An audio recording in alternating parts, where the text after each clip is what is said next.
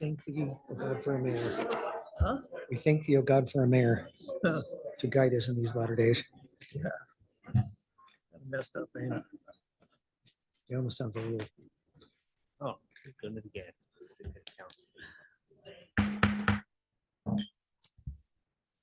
Good evening. Welcome to our meeting. We actually opened our meeting at 5:30 today and met with the council in a closed session, which we'll be discussing in just a few minutes. But I do want to welcome you. It's good to see our force here in numbers. They're awesome. Grateful to have them here, and also members of our community who have joined us. We'll begin our meeting tonight by asking Council Member Watson to give us an invocation and or thought, and then lead us in the Pledge of Allegiance. Council Member Watson. Thank you. I've actually delegated that and asked Kevin Burns to share with us tonight. So I'm gonna pass that on to him. Mr. Burns, welcome. Thank you. Y'all stand by. Kevin's about to pray in public. The building may come down. All right. Let's, I'm going to start. I'm not sure which order to go in, a little word or a prayer. So I'll start with a word. That'll work. If it were easy, everyone would do it. One of my favorite mantras. I've lived that and gone with that for a very long time. An old friend of mine drilled that in my brain a number of years ago as he was running me up and down a hill a number of times. If it were easy, everyone would do it. Little thought for tonight. All right. Let's pray. God, as we gather here tonight, we recognize the diversity of beliefs and perspectives in our community. Please grant us wisdom, compassion, and unity as the matters that impact our city are discussed.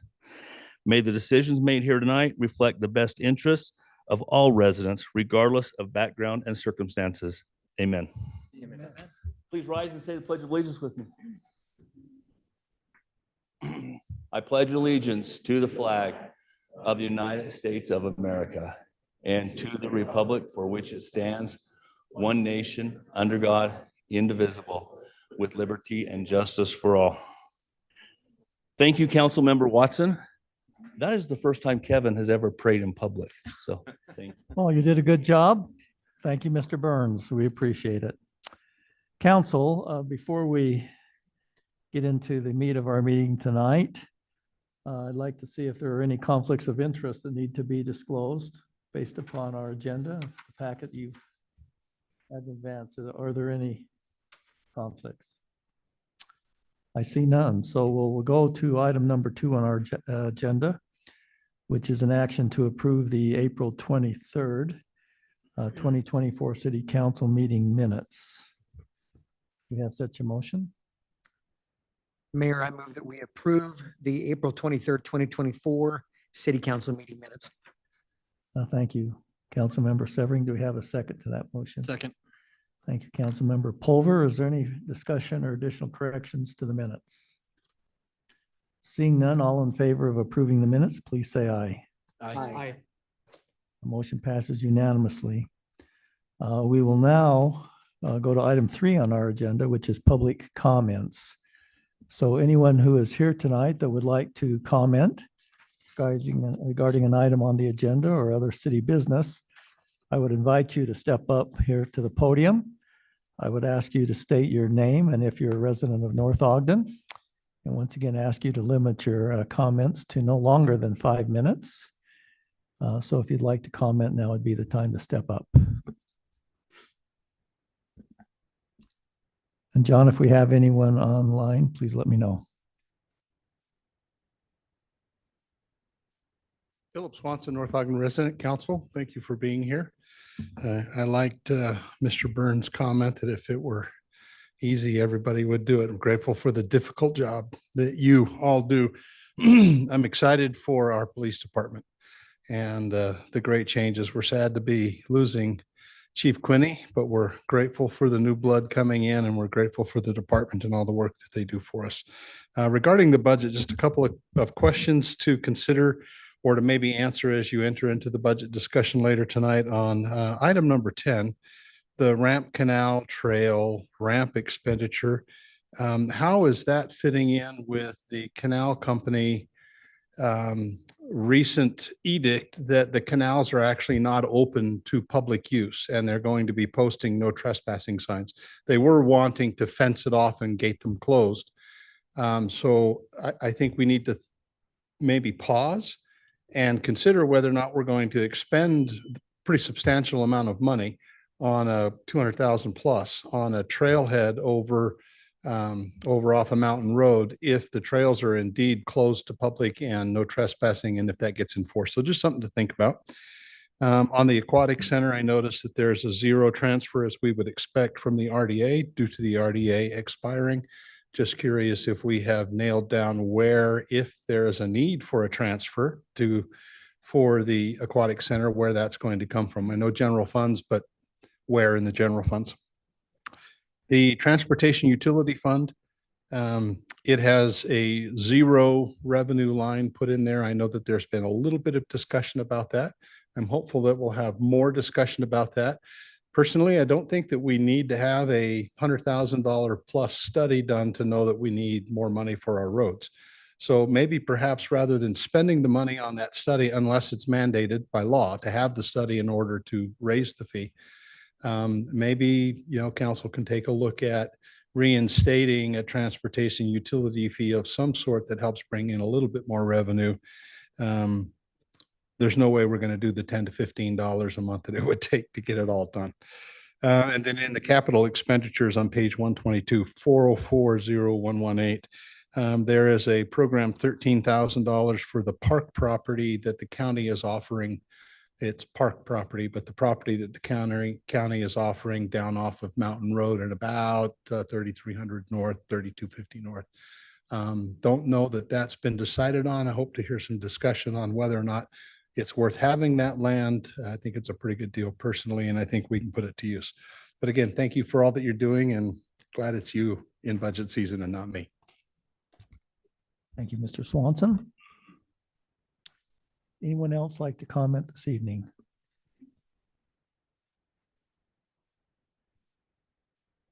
Good evening. My name is Tyrion Inhester Teacher, formerly Tyrion Polson.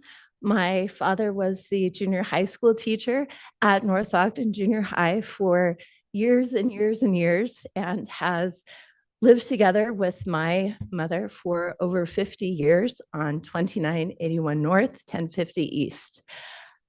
As it happens with all of us, time passes on and my parents are getting older. Both of them have disabilities in walking. My mother is in an advanced stage of Parkinson's. Her condition is deteriorating rapidly, but she is very active and very interested in staying in her home and doing things that bring her joy and help her feel that she is living a normal, full life. We live one house away from the Canal Road that gives a nice walking trail to the park where people are outside, others go jogging, walking, bicycling. And as my husband and I have been here from Frankfurt, Germany this week to check in on them, see, are they still capable of living in their home? What is the quality of life? What dangers are there that need to be attended to? We took the walk with my mom that she usually takes down on the Canal Road. There's one house between our home and the canal, and it is treacherous. The sidewalk is practically non-existent. It is broken, it is cracked. It does not meet by any stretch of the imagination the definition in the American Disabilities Act of not having a vertical fall of over 1/4 of an inch. As you know, I sent this to you in a message, worrying that I would not be very persuasive or elegant this evening. It's an emotional topic for me, but it's dangerous. And for my mother, if you look at the holistic cost of care, if you look at quality of life, if you look at what a community takes from its citizens and what the citizens give to the community, one thing that is priceless is the ability to get out and interact with other people in the community and to feel like you belong. My parents want to stay in their home, and being integrated with this community. I went out walking with my mom, and on that trail, people said, "Hello, Linda. Look at how fast you're walking today. I can hardly keep up." I don't know these people. I don't even know if they know my mom. She says, "I've just met them out walking here." This is quality of life I cannot give them if I have to move them to a nursing home. And that may be an option that comes in later. But for now, they can manage. They just can't manage to get over the sidewalk. So my plea to you is twofold. Look in your records. I know you keep an Excel spreadsheet of the sidewalks that need care. Starting a few years ago, we've raised this as saying, if we ask you when it's our turn, you'll take care of it. We've asked a few times now, but it hasn't been our turn. So again, if you look at the severity of the fall in the sidewalk, if you look at how long we have been patient, and if you look at the number of years my parents still have to enjoy North Ogden, I respectfully ask you to consider that it's our turn now, and that this non-compliance with the ADA be remediated immediately. And I would also ask you to consider, if your parents lived in a foreign country and you are not here to check in on them every single day, who would you count on? Why do you make the statements that it takes a village if you find people who run this village cannot find yourselves to be in the position to help me sleep better at night, knowing that good people look after good people in North Ogden? Thank you very much for your time. Thank you. By the way, I don't think you have to worry about making a presentation. You did excellent. Thank you so much. John, is there anyone online? We do have Brenda Ashdown online. Okay, let's hear from Brenda. Brenda Ashdown. I live in North Ogden. I sent you all an email, but I wanted to reiterate this in public comments. Tonight you were talking about the Connections magazine, and they want to increase it from $800 a month to $2,000 a month. I'm hoping that you will not do this. The budget committee recommended that maybe you look at hiring a part-time person that can keep the website up to date, the Facebook. As I said in my email, if we had a usable website, if you use the email information that I've been signed up to for years and never received one, the text information, and then possibly those people who don't want to use technology, who are still getting a paper bill, then a little one-page newsletter could be added to that. And the person, the communications person, maybe it's someone who just needs to work a couple of hours a week, and you take that $800 and pay them with that. That's my recommendation. Thank you. Thank you, Brenda. Anyone else online, John? Anyone else here want to comment this evening? Okay, thank you for those who have spoken to us tonight. All right, we will move on to item number 4. This is a discussion or action to approve the selection of the new North Ogden City Police Chief. John said I should do this instead of him. So we met in a closed session earlier this evening, the council, and have voted unanimously, the council has, to approve Brian Einen as the next police chief in North Ogden. We actually tried to get Heidi to do it, but we'll settle for Brian. I've had the chance to meet with both of them. They're very committed to our community. Brian comes to us with a lengthy public service career. And anybody that can survive being a police officer in Los Angeles is good. So this evening, I would like to present to the city council, as my job as mayor, to recommend to them the new police chief, and would ask for a motion to approve Mr. Brian Einen as our next police chief. Do we have such a motion? Mayor, I move that we approve Brian Einen as the next police chief of North Ogden City. Thank you, Councilmember Dalpaz. Do we have a second? Second. Second by Councilmember Pulver. So now would be the time if you have any questions. Hopefully, I think we answered those in the meeting. But if you have any questions, now would be the time. Do we have any further discussion?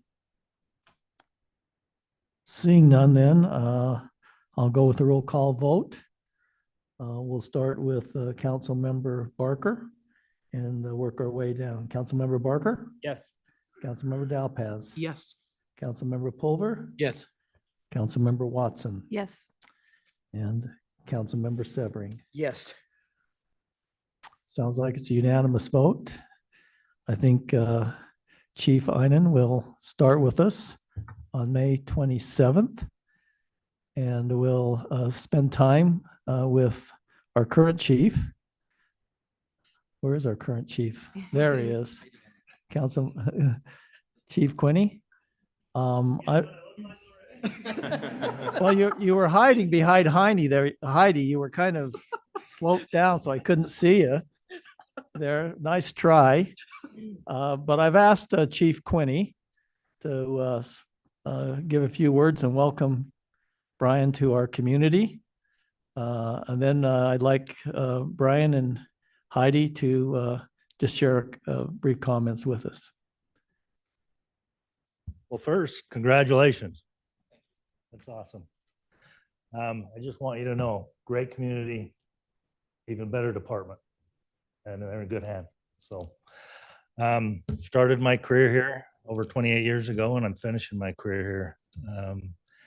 And about 3 months ago, when I was just getting ready to make my announcement, I just couldn't stop thinking about who might be replacing me. And that was keeping me up at night, worrying about my people and who's going to take care of them.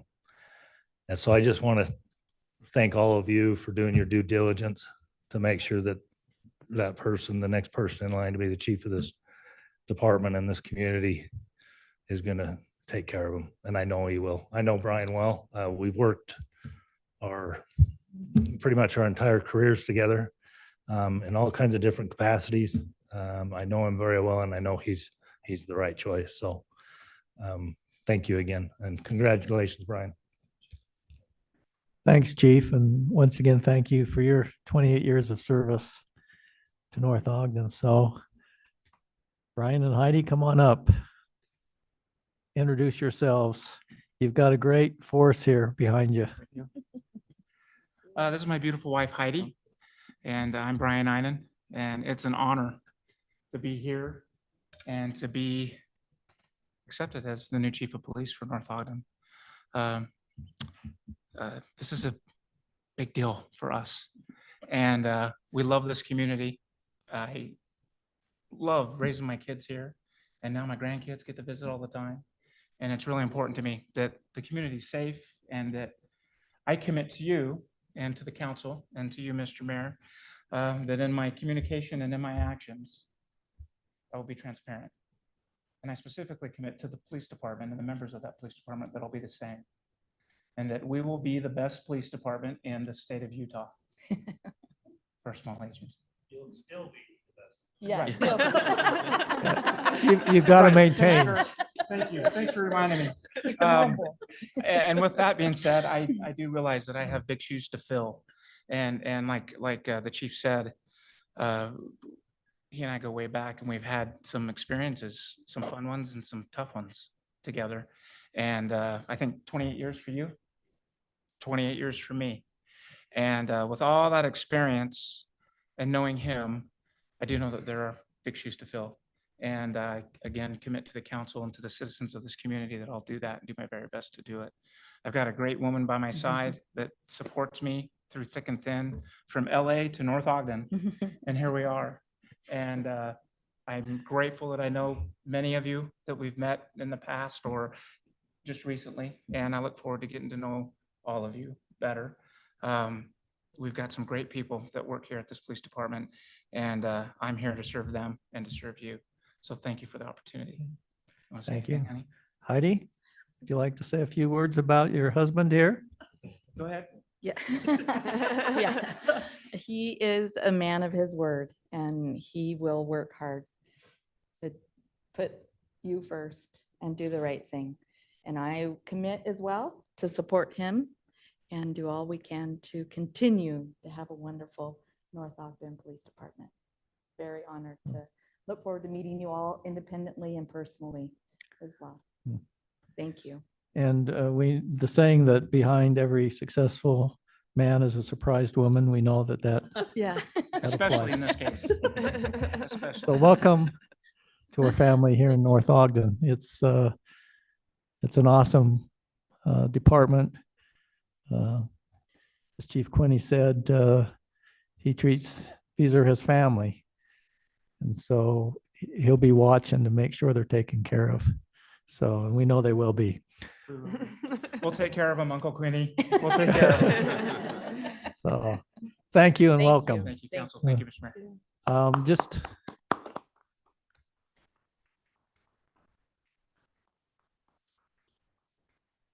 Just a little bit. I know the officers may be wondering why we couldn't announce this earlier. It is the prerogative of the council to either accept or reject the mayor's recommendation. They've rejected some before, so you can count that they're on your side. And we had some very qualified candidates. And numerous of the city council members were involved in the selection process.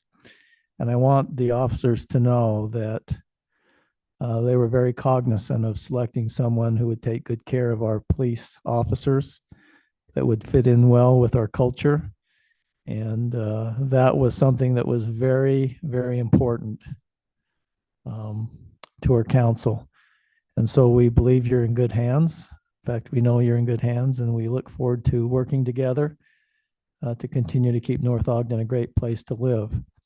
So I believe at this point in time, we've set aside, which room are we going to, John? The briefing room. We'll be going to the briefing room where you each can have a chance to chat with Brian and his good wife, Heidi. I think we have a few refreshments there for you and your family. So at this point, we would excuse those who would like to participate in that to the briefing room. I will be joining for just a few minutes, so I will be turning over the leading of the minutes to Councilmember Barker, who is our Mayor Pro Tem. And actually, I think they'll find that there's probably no need for me to come back. Actually, he'll do such a good job. We're going to adjourn the meeting? And he's threatened to adjourn the meeting, but we told him he couldn't. So Brian and Heidi, why don't you follow the group, and I'll be back. Maybe.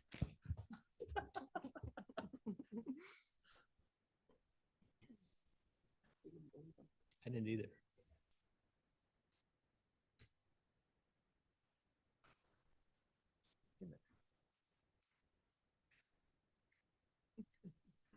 All right, let's see if we can get through this now. Thanks, Mayor. All right, next item on the agenda, discussion or action to consider ordinance 2024-09 approving the fiscal year 2024-2025 tentative budget, and our presenter will be Jamie Jones.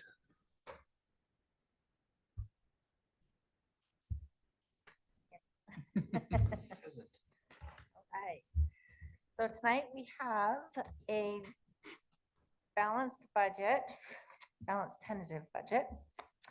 And let's talk about the changes.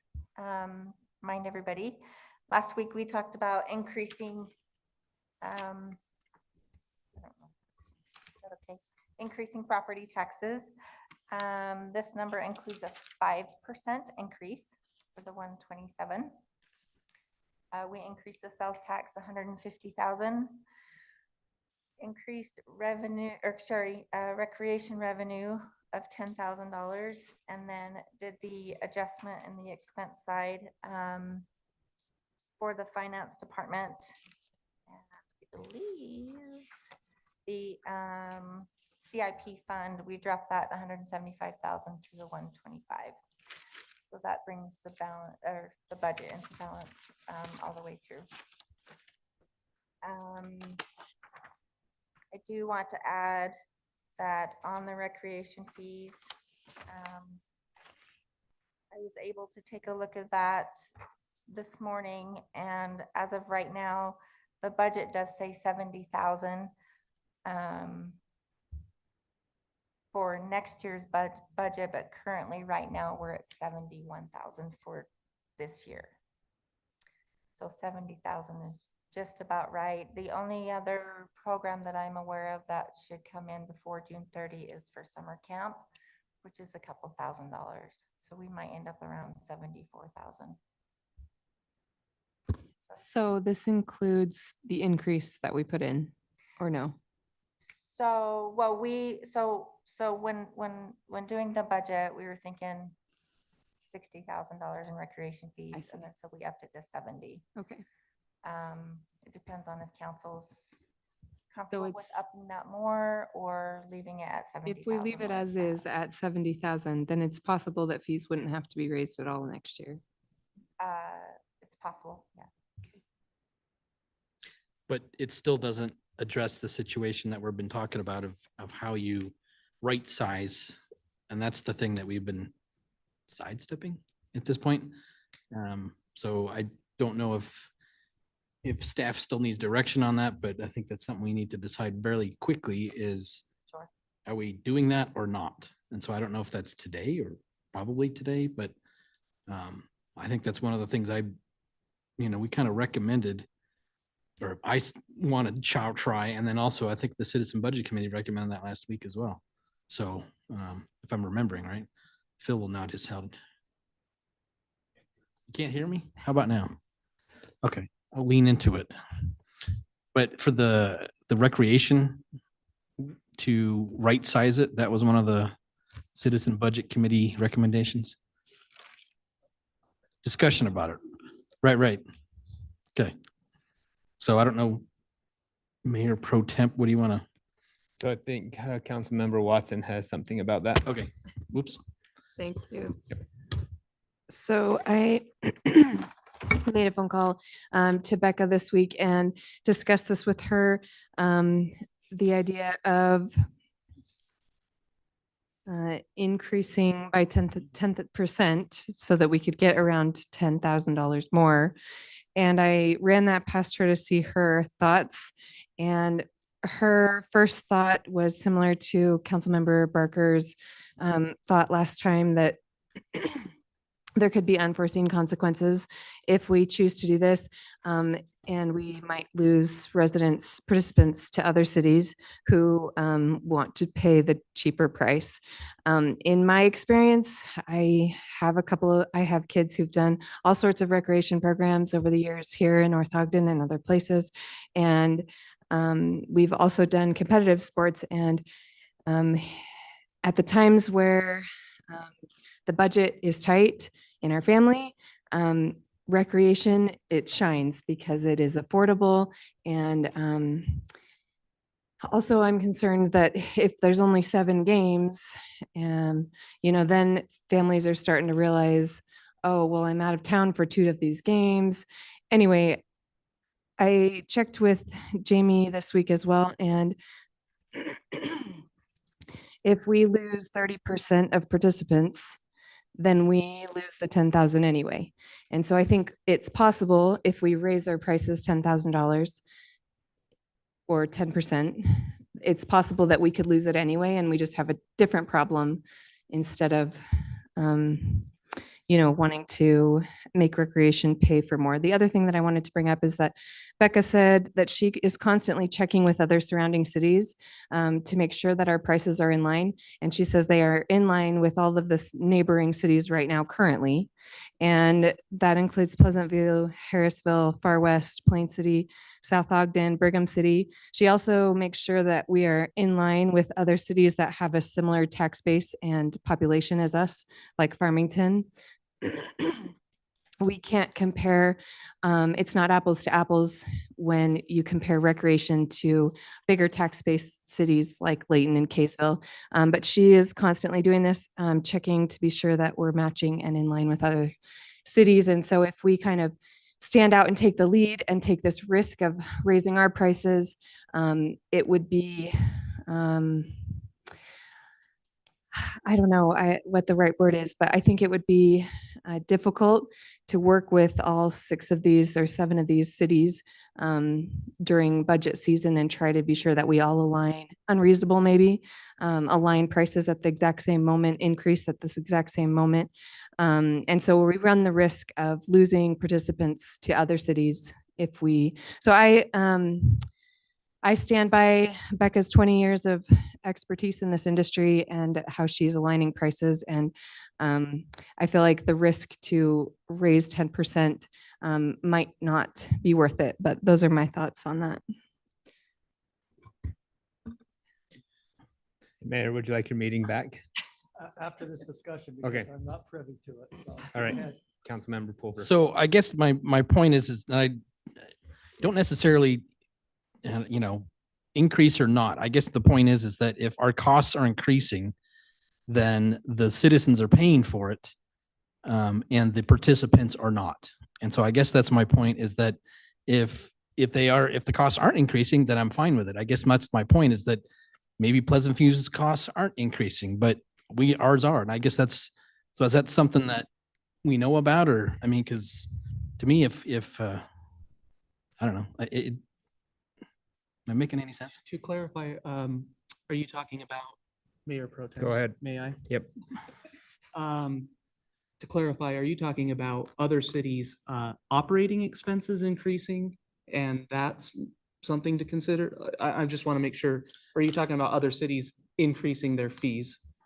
Because I was just wondering. Yeah, because if it's cost wise, because we're talking about covering our costs, if other cities aren't, if their fees are based on what they're putting out, meaning the cost of what that is to do it, then, maybe we should be learning from them. I don't know, as to how to keep our costs down so we don't have to raise our fees. But to me, going through all the yellow sheets, it does go up. So, I don't know. I guess that's am I talking? No, maybe. Because aren't the costs for doing the programs going up, or no? I think it only went up, I would say like $1,300 this year between actual expenses for the programs. But for the recreation budget as a whole, obviously, the salaries go up, that kind of a thing. And that's. Yeah, because we haven't raised fees since 2021 from what I could tell. So that was my one concern, is that we've had some pretty nasty inflation since then. And but to your point, if no other city has raised theirs, okay, but still we're eating it. I guess that's my only point. So. Sure. And I can't speak to how much other cities are subsidizing. Correct. Yeah, So. understand. Councilmember Watson. One last thought, sorry. The other thing that Becca said is that kind of the norm or the market, she used both those words, for how cities that she communicates with, from Farmington all the way up to Preston, Idaho, the norm in that market is that the programs pay for themselves and the staffing is a service provided by the city. And so I think that's a question that I would be curious that we continue to ask every year is that are our programs paying for themselves if you don't include the staffing? And so if our expenses in that program are going up, then is the revenue going up in that program as well? That's the question that I guess it comes back to for me. One point I spoke with Councilmember Watson. Last week, this irony was kind of brought to my attention. We stated that we would like to raise our fees to kind of capture revenue, but in the same sentence, we then said, well, maybe we need to start a scholarship program to allow kids to play that can't afford it. So now we're saying we want kids to play that can't afford it, but we want to raise the fees to make it so that it's even more unaffordable. I think that was voluntary. The scholarship Right, thing was a box but you could check. Agreed. It was voluntary, but at the same time, now we're raising them, so it's making it more unaffordable. And that's just my opinion. Are there any other discussions on this item, or can we turn it back to the mayor? Oh, the mayor has a discussion or a comment. Mayor Pro Tem, I just have a comment. Whatever the council decides is their prerogative. But I would just remind you that it has to be paid for somehow. Mhm. So your decision would be is then where does the revenue get generated from? I think there was a very passionate plea tonight to even probably spend more money on our sidewalks. And all these things need to be taken into consideration. But I think my comment last week was, you only have two options, right? You either reduce or control expenses, or you increase revenues. And really the major thing you have decision-making over is pretty much property tax or fees has been discussed. So that was just my comment, Mayor Pro Tem. Councilmember Dalpaz. Yeah, the last comment, I promise. On this, I'm okay with discussing the possibility of fee increases in the future. But it feels like more of a weeks, months, maybe, by the next budget cycle, I think we could maybe work towards something like that is kind of my feeling. And this is one of those that can just be highly philosophical between one person and another. One person is completely comfortable with utilizing sales taxes and property taxes to, well, in our case, we're going to say sales taxes and some of the revenue that's collected to help supplement the program. So it can be highly philosophical of one person's opinion versus another, and that's okay. But I don't feel like we're in a place to immediately change it, like pivot now and let's implement it. But I am open to conversations over the next weeks, months, and possibly have something prepared for next year. But overall, I think we're good for now. I already wrote down next year next to my list. Okay. Any other discussion? Okay, Councilmember Watson. So again, back to the same question, because we had previously budgeted 60,000, but then last week, we decided to increase it by 10,000. And so we made it 70,000. No, we've collected more this year, right? That's what I'm saying. Yeah. So we had previously that. predicted that we would collect 60, but after last week, we now are predicting that we're going to collect 70, but we are already at 71,000 for this current year. So what I'm asking is, do we need to make any switch, or can we keep it at 70 and not change the fees and we're fine anyway?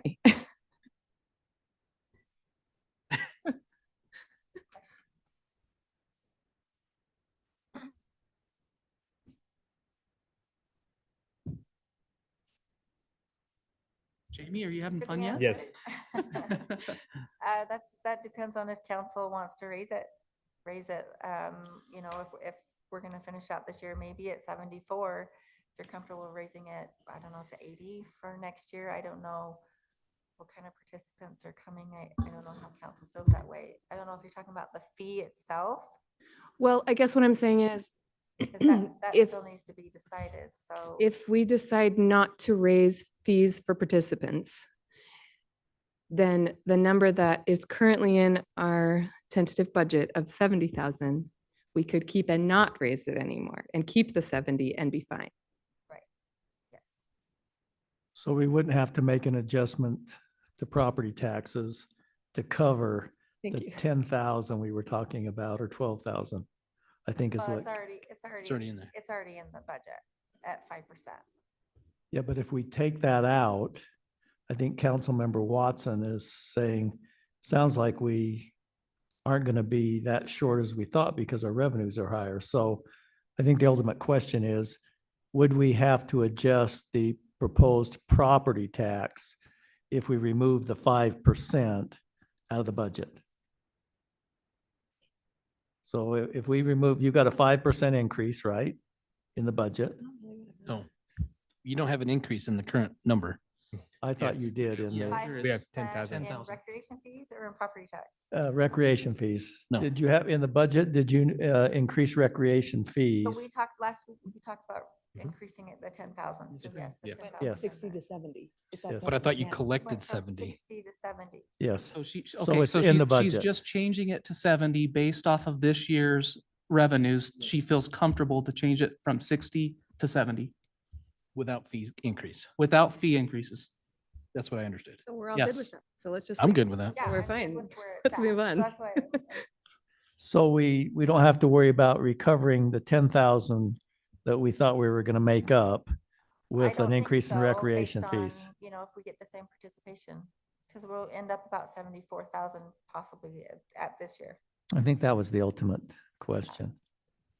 Is that We're good true? then. Okay, so there's no need to recover any of the budget shortfall by raising recreation fees. is what you're Currently. saying. Okay, Okay, Councilmember Pulver. So switching gears to something else? Can we switch gears back to the mayor then? Can we switch gears back to the mayor? He's been really anxious to get it. I'm just happy to be here. I appreciate it. Thanks for conducting the meeting, Mayor Pro Tem Barker. I appreciate that. So Councilmember Pulver, you had another question? Well, I just clarification, I guess, because it's awesome you can do stuff remote, but good heavens, sometimes it's the final outcome maybe is not necessarily what I heard. So the garbage can replacement, I know it went down, but did that include the 50-50 split between city and citizen when they ask for a new can? No, it did not. Did not. So is that something that we still want to do or no? Mayor? Yes, Councilmember Dalpaz. Maybe it seems like if we determine that a resident was reckless with their garbage, for example, you know, it's 4th of July, you put hot fireworks in your garbage and it melts. That's a good example where we'd want to have them help pay for it. But I don't know how you ask them to pay for it unless if it's a first time scenario where it's a brand new home, I don't know how that Already in the works. fee, yeah, it's It already- m- they Take pay on the for it. full cost there, but otherwise it doesn't seem like it makes sense to pay for the replacement as long as the resident wasn't negligent. I don't know, just a thought. Yeah. I'm wondering how you determine, Well, or a who would melted, we determine? melted garbage can is pretty obvious. Yeah, for I'm one not thing. sure we probably have too many melted garbage cans, but we could. I saw one over in Pleasant View's Public Works when I went to my son's baseball game. Melted. Well, I guess we have a few. It happens frequently. So there you go. So Councilmember Pulver's question, what do you want to do? Councilmember Severing? Thank you, Mayor. I think that there's a lot of situations where, because of our hefty winds, we get a lot of them blown over and broken. And I don't think that's necessarily the right thing to penalize that household because of that. If it were, if it were a result of, household negligence, that's different. But I certainly don't think we penalize everybody across the board. Well, I mean, but you're subsidizing across the board. I guess that's my point is that if you need a garbage can replaced, then you pay for it. If you don't, then everybody pays for a unit garbage can. That's my point is that other cities either have this sharing or you pay for it. So, I mean, we're one of the, I'll say few. I didn't do too many researches, but that was one of the things that Public Works was asking is like, well, anyway, I mean, because that is a cost savings and it would be revenue that you wouldn't have to take out of other people's pockets. Just a thought. So. And that was a recommendation for from the Citizen Budget Committee as well. So your recommendation is to 50-50. 50-50. And the costs are 160? 75 now. 75, yeah. 155? No, No, 75. So we pay 75. 75 per can, so a 50-50 would be, according to my rough 37.50. calculations, $37.50. Pretty good. Something like that. Is that? Yes. I guess just looking at this from a macro situation, knowing everything that has to take place, and recommendations that came from the Citizens Budget Committee, and I think there were some regarding leasing of equipment. But I'm not aware, back to my initial comment, you either have to look at expenses or you have to increase revenues. Maybe I missed this, but I'm not sure there was any recommendations by council to reduce expenses. Don't know if you feel like there's not a place to do that. I did that. Maybe you didn't hear me, but Was that when you were remote? last week, yeah. Yeah, it was hard to follow. And also, I think there were some recommendations made by the Budget Committee. I don't know if you've seriously considered those in the budget process. But I think as you look at some of you probably saw the situation with Draper, where they're increasing their taxes for the first time in a long period of time to compensate public safety folks. I think that's going to continue to be pressure. I would also be interested in Mr. Swanson's comment about there being no transfer from RDA to the pool. Yeah. Did I miss something there? I thought there was still some subsidy. For 2024, but not for 25. Because I thought we had to increase the fees more dramatically than we did to break even. I think what I was originally told, I think we took it up to $8. Councilmember Dalpass. So on that, and please, someone correct me if I'm wrong, but I remember that we had last year, I think it was $175,000 that was allocated to the RDA for the aquatic center.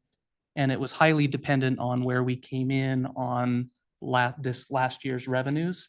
So I can't remember, that's a question for Jamie, is if we had any left over out of that 175 or not. I don't know how to track that. That's still to be determined. Okay. After June 30, we're still getting, and the pool opens on May 25th, so there's still a whole month to collect there. And then this year is 175,000. They also have 175,000 in fund balance. Okay. So there's potential that they'll use that next year. We did raise the rate to the $8 for the entrance fee. And we also raised the reservations and the swimming lessons. Okay. Is there a guesstimate on where we're going to, or how much RDA we may have left over, or is it just too hard? Is it too difficult to try to guess? It's still a little too early. Okay. So I'm curious how they got $175,000 fund balance when it's been subsidized for at least the 5 years I've been here. How did they end up with $175,000 fund balance? We've been subsidizing them out of RDA funds. The fund balance has been there since 2021. How did it get there? Because we've been 2021. subsidizing them for, They did really, really well that year. yeah, but I don't think it was the intention to build a fund balance out of RDA for that entity. It was simply to break them even. And my understanding was, Mr. Call, maybe you could correct me, but the analysis to break that thing even was higher than $8. We just didn't think we could move it its entirety and be competitive. Yeah, so that 2021 was it caught the end of the summer of COVID, which is where we made most of our money. And I believe we didn't transfer any RDA money that year. It was all just excess revenues over expenses. And so it wasn't built off RDA funds that year. That was actual profit from the facility that year. Well, I don't recall that we made $175,000 without subsidy. Did we not subsidize them in 2021? I don't believe so, no.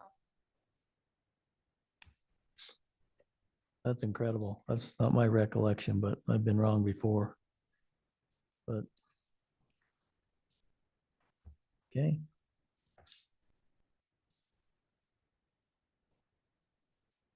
But it's interesting, we raised funds there, but we didn't raise them in recreation. And I think we were told that we were on the high end at $8. That right, John? Yeah, $8 I think is the highest any of the municipal pools around. But also not by far either. I think, isn't Brigham City slightly lower than that? Brigham was 8. And we've Yeah, or close, yeah. And we found that in the past, we end up being the trendsetter. So if we go up, then other pools will follow us. It's kind of the way it seems to work. And just a reminder to everyone that the aquatic center can be so random from one year to another. It's almost impossible to predict based off of weather. So we could increase the fees by a couple dollars per admission, and we could have a horrible year that's not related to the fee increase. It's a horrible year due to weather. It's just rainy the whole summer and people aren't able to get out as much. So it will be difficult to track, but it will be very interesting to see, when the numbers start coming in. I would predict that it's going to come in good, but the weather is the thing that just makes it always incredibly difficult to say.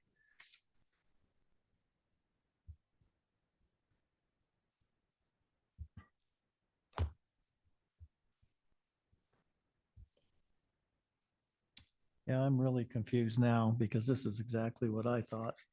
In that year, it was the first year they made money. It was $33,000.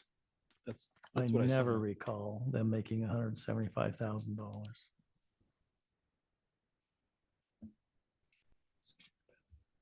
So I am really confused now.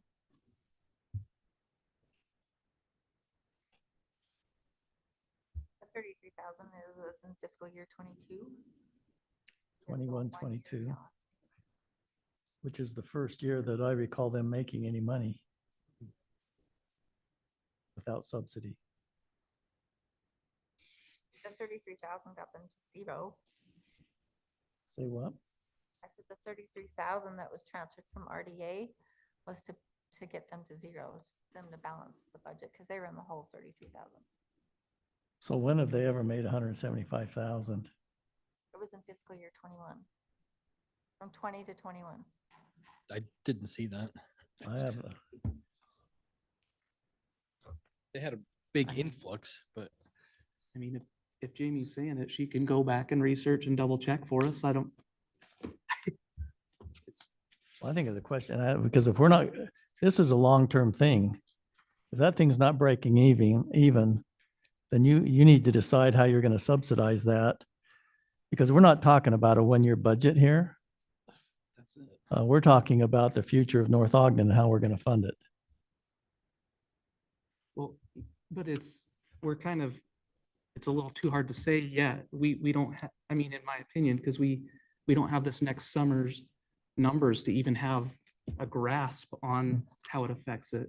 That's just kind of how I feel. Is it seems like clearly by increasing the fee by $2, I think it's about $2 per entrance, we're heading in the right direction of self-sustainment. So, I mean, fingers crossed, it'd be great to be at the end of the summer. We take a look at the numbers and we say, oh, hey, we came out ahead this year again. And we know that we're either A, heading in the right direction, or B, we've made it. We've closed that delta that we needed to close.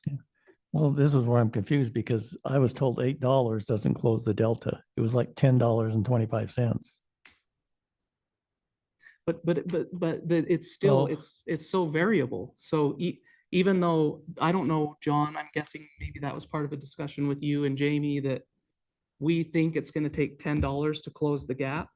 But it's almost, I just think it's almost impossible to predict based off of varying weather patterns. Like it just, I think they're making their best guesstimate to say, we think it would take $10 to self-sustain, but I don't know, am I out in the night on this one? I feel like we're going in the right direction, but maybe we're not there. But we can't tell until at least 6 to 9 to 12 months down the road from now. Well, and I don't feel like we can go from $6 to $10 in one jump. Like that needs to be And that, gradual. and that was part of the discussion, yeah. Yeah, and I think where you're going, or at least the mayor goes on, maybe is the fact that we zeroed the RDA fund out.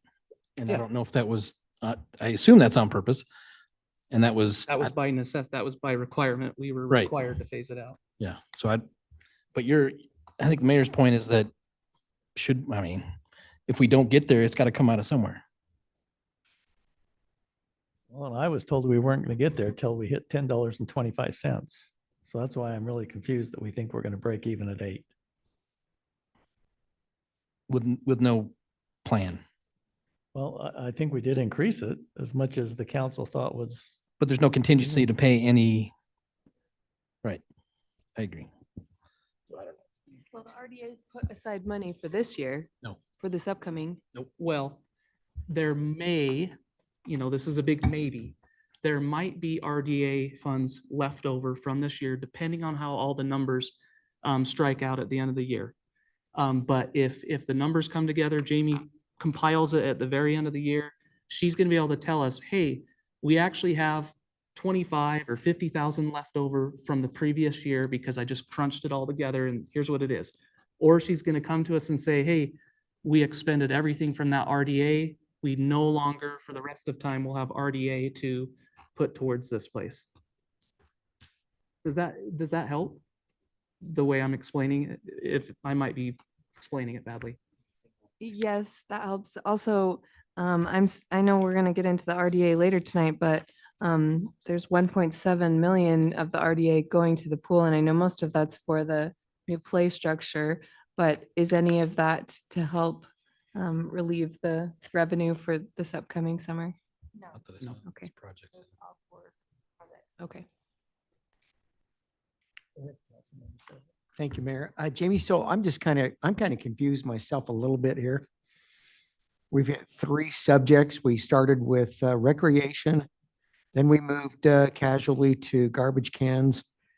Now we're having a discussion on whether the North Shore is sustaining itself.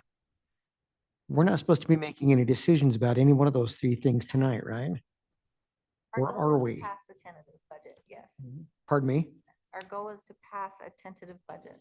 Okay, so we do need to make a decision about each of these areas. Well, we need to pass a tentative budget, a balanced budget for tonight, and then we have until June to make other final decisions. Okay. So this is just a temporary budget. So it gets a little confusing when we kind of move without making a decision. So I'm going to kind of propose that we make a decision about recreation.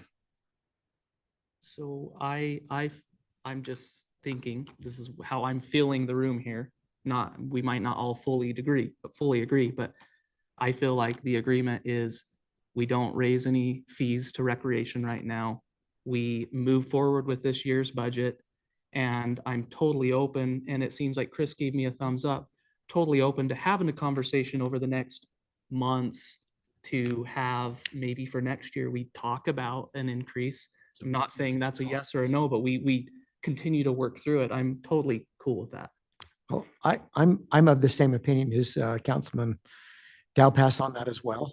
So do we have somewhat of a consensus on that one? I think we do. Okay, excellent. So garbage cans?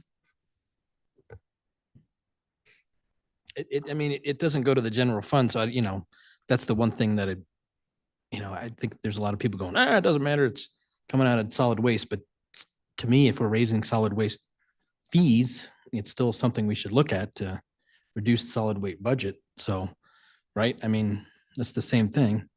Because fees are going to be cremated to me more than taxes are. So I'd like to minimize as much of the fee increase to every individual. And that's why I was trying to get a 50-50 split out of the cans. So my curiosity would be, John, on that, for example, if somebody does call, we split them 50-50, does that just, are they just billed the next month for that? Or do we have to collect a check from them or the cash? So Because that would seemingly be kind of difficult in my mind, typically, it's just been included in their bill. just included in their bill. If they melt it with fireworks, then we put it in their bill. Okay. Is that already in place? Like, if someone melts a can, we're gonna bill them? That's Mhm. already established? 100%. Okay, yeah, at 100%. Yeah, yeah. Okay. So I'm okay. I mean, council, I'm not trying to take over anything. I just want to make sure we're You're good. catching each of these before we just keep moving on, right? So I'm okay personally with the 50-50 idea.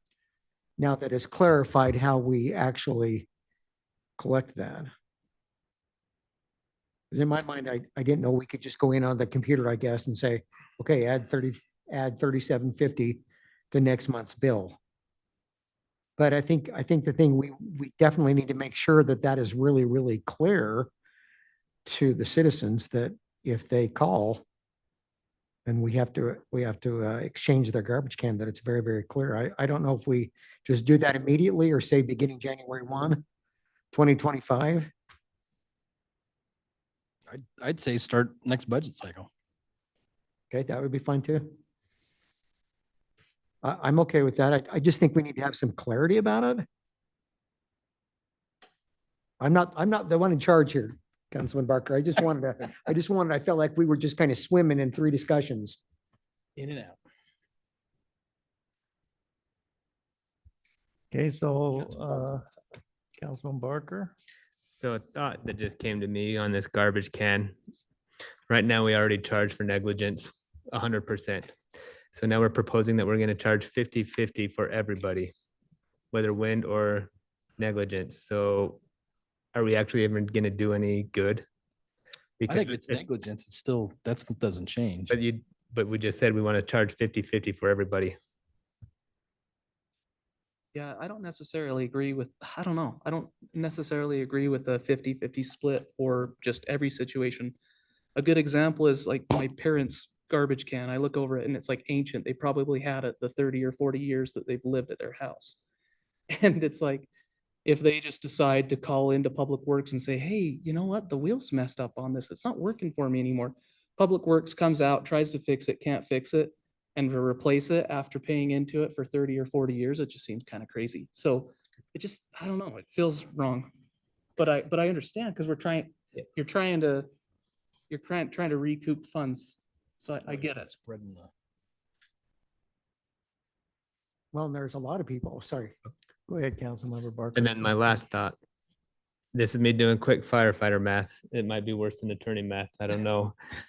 If I remember right, the whole garbage can replacement cost was $37,000. So if we're going to split 50-50, that would be down to $18,500. We have roughly 7,000 residents. We would be saving our residents $2.25 a year. Is it worth $2.25 insurance that if your garbage can breaks, we will replace it for free? Or if not, then you're paying the full or $37. And I'm gonna not weigh in on this because I don't have a garbage can in North Ogden City and my garbage can is a lot more than the North Ogden's rates. Okay, so council, where are we on the garbage can issue? What do you want to do? I'd say do it. I mean, because the solid waste, all of the fees are going up, period. And anything that we can do to reduce the fees, because that's a direct, and, that's for people that may or may not be ever needing an extra garbage can. I don't know. I agree with JD that it's philosophical, but at the same time, it's something that I think if we don't start reining in some of the things that are applied to everybody and only a few pay for it, I don't know. Yeah, and I think that's a good point, Councilmember Severing. It's philosophically how going forward in the city, is it a pay to play or is it a subsidized? Because the decisions are not going to get any better as interest income goes down and as costs accelerate. It's not going to get any easier. So I think at some point in time, you need to philosophically make that decision of where we're going. That'll help you make decisions, easier. I would say this, I'm concerned about who's going to determine if they were negligent or not. I can tell you my blue can, the first time I took it out after getting a new home, it didn't work. Brand new. I don't think I did anything, but I'm just wondering who's going to be the determinant of who's negligent or not. Subjective.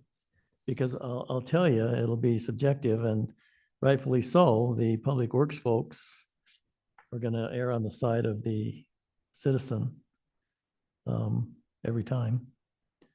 But anyway, what do you want to do? Council member Pulver has indicated he's suggesting that we go 50-50. Is there anybody in support of Council member Severing's idea? Pulver. Pulver, excuse me.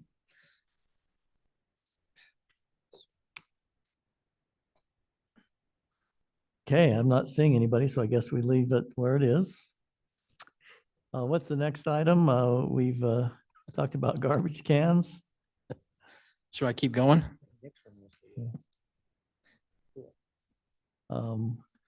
The pool, I think we've already made a decision on that. It's baked into the budget. Let me ask real quick. I just want to make sure we're being respectful to Jamie. Jamie, did you have anything else you needed to present or do you want us to keep going in the way that we're doing this? Because it seems like you definitely, what do you want to do? She's proposed a budget to us. She's Yeah. just asking you if you Okay. want to pass it as stated or if you want to make some changes before we approve a tentative budget. Okay, That's, I'm okay. I don't think she continuing came to go. make any presentation this evening. Yep. I have some more to bring up, but Councilman Pulver will probably bring them up as well, so I'll let him go. Well, Councilmember Pulver? I'm gonna go back to and you're gonna yell at me, sorry, Mayor, but the FTE for the senior center, and I know we talked about it that, hey, well, Weber County is gonna give us more money and et cetera, et cetera. But is that still the case where we need a full-time equivalent at the senior center, period? I think that's yet to be determined. Because it's in the budget. Yeah, it's offset. You got the revenue and you got. But it's not 100% offset. No, because of the operating cost of the Right. center. I think the actual employment cost with once again, Jamie, step in here, with the 59,000 plus the 12,000, I think that was covering the salary portion, the administrative portion. It was where we're short, I believe, is the maintenance and the cost to operate electricity, those type of things. Because we subtracted out to 32, right? So the net is about 32,000 Negative. net, yes. Okay. So we're spending $32,000 more to have an FTE over there. Okay. Just to make sure everybody understood that. I still not quite. But I think it's understanding yet to be determined what we need there. The discussions going on is, do we have a combination job? The county is putting some qualifications Right. on us to get the money, but I think the undecided thing yet is, and we'll surely weigh in with Councilmember Watson at some point in time here as the discussion goes on, is it a full-time job there, or does it include, for instance, it's been said that maybe Morgan's not going to renew her contract and we need somebody to handle events. So would that be a combined position, somebody that does events and senior center? So if that were the case, you'd have the 25,000 that we're also paying, but I don't think there's been a final decision yet. So. Okay. Ryan, or you had something. I'm good. Okay. Councilmember Dalpass? Yeah, I just wanted to touch on one of our residents' questions. I The $13,000 that's set aside for the purchase of the park property. I spoke with Scott Hess today on that, just to kind of get an idea, because that was a question I had last week. It is not yet confirmed that we are going to get a recommendation from staff to purchase that. The way that he explained it is we're going to have that in our budget for the possibility that that happens. So if staff comes to us and recommends, yes, we're going to do this, it's there. If they don't, then we're going to be able to absorb that 13,000 elsewhere in the budget. So Improvement. Capital improvement. yeah, I'm going. Yeah, I'm doing the same thing I did last week. I I'm know, going into I heard different- about that. I'm going into different line items, but anyways, council or Resident Swanson's question is answered there, that we don't have a definite yes on it, but it's there for the possibility. What are other issues on the budget that was presented last week? I think Jamie's just looking, is that how we're moving forward with a little bit of time to make amendments later? Or do you want to change some things now? One more thing, and I think it was the expense thing that you were talking about is there an option to either, I think Phil was talking about it too, is either delay and or do something different with the dump truck for this coming fiscal year? Because that was 280, right? No. 280 total. Right. 70,000 out of the general fund. Right. So there's 7 different departments. But 70 was getting pulled from general fund to go fund that. Yeah. So that was one of my thoughts too. Is that something that gets delayed, or is that, I know they need it and Dave's going to yell at me later, but that's one that for me, that's just a no, because I have seen that.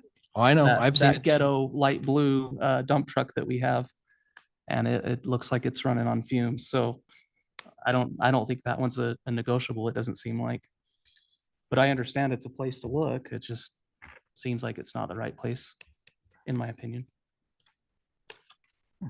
So what I'm hearing, just to kind of keep us on track here, is that we'd like to keep the tentative budget that was approved. I mean, not approved, but was discussed last week to move forward.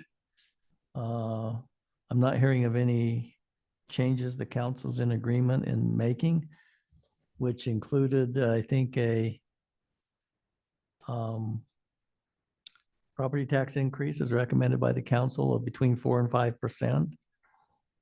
5%. For her to bake into the revenue section. I think we talked about those adjustments and sales tax estimate increase and reducing the amount to go to capital projects. She'll recall that discussion. So I guess the question on my mind is that where we want to proceed?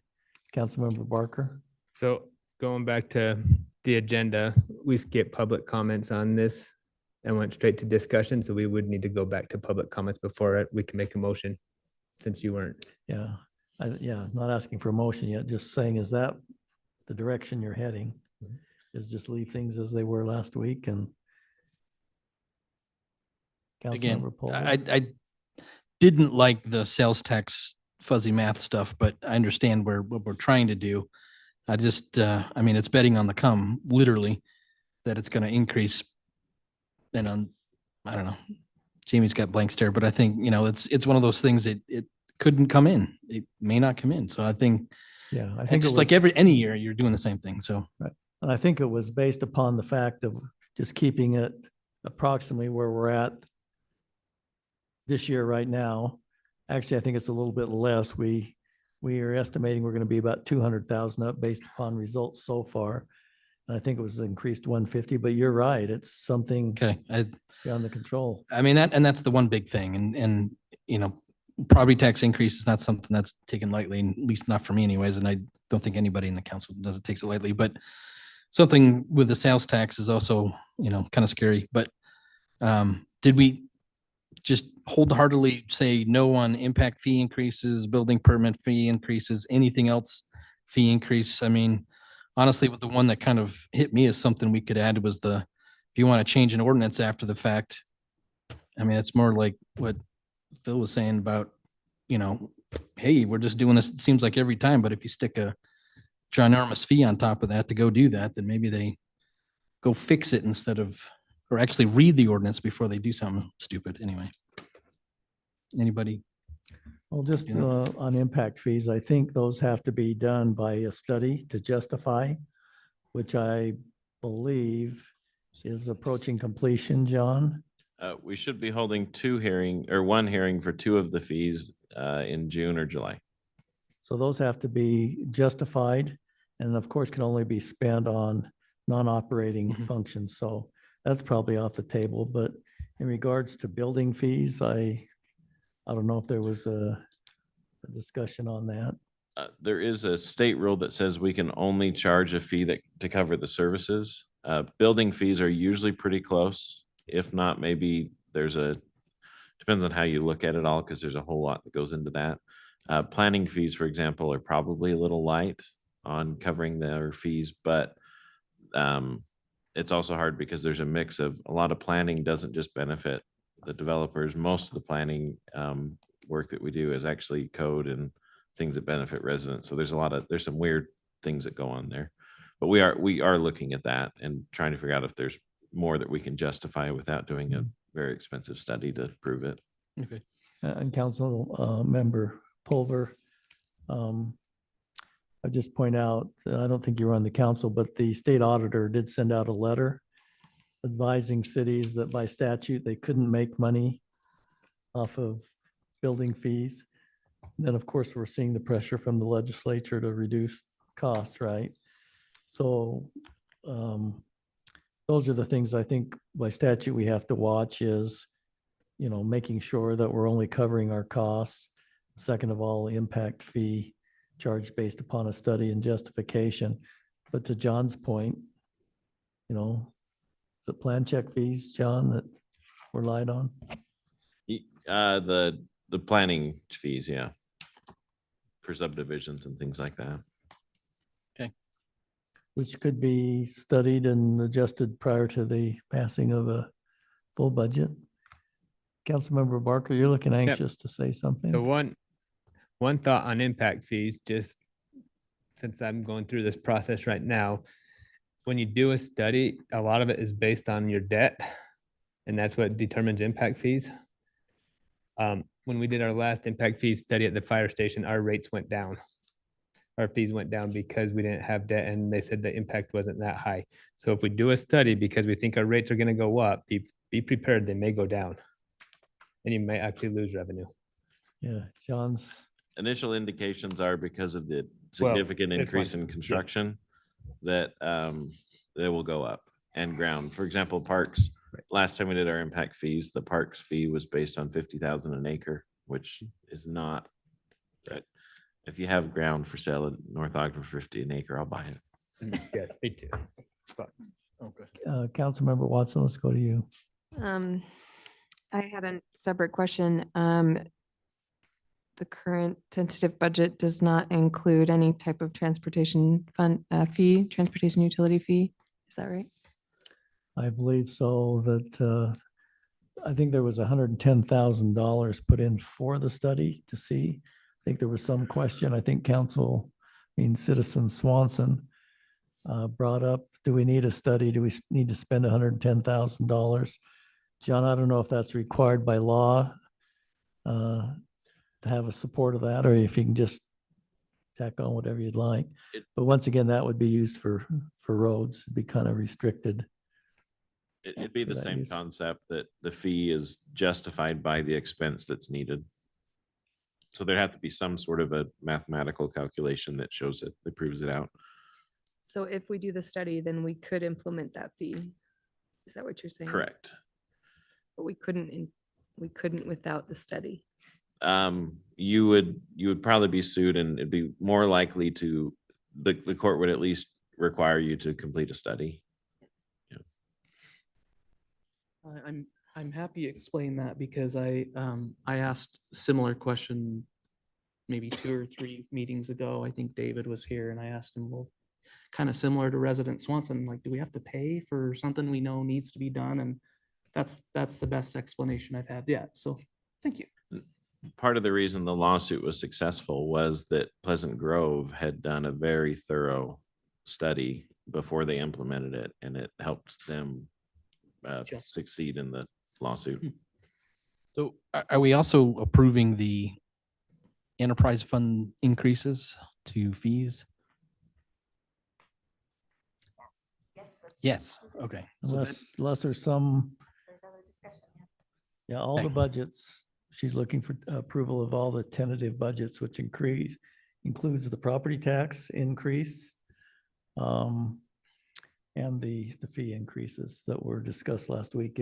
What was the total fee? Was it $10 a month? For if you combine the water, sewer, trash? Was just over $6. $6, okay. That wasn't all water, as I recall. That was Water and solid waste. water and solid waste, Per month. Yeah, that's why. which was, I think if you look at Jamie's 5-year schedule, you'll see scheduled water increases going out for a number of years.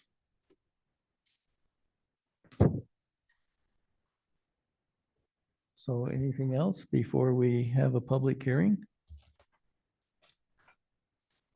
Or public comments, I should say? Anything else? Okay, so where I see it stands right now is no changes from the budget of submitted last week with the changes that were discussed, the adjustment to sales tax and transfer to capital projects fund. Those are all baked in now. Councilmember Watson. Just a question. Does the budget keep the same number as last year for the events contracted position? Yes. Okay.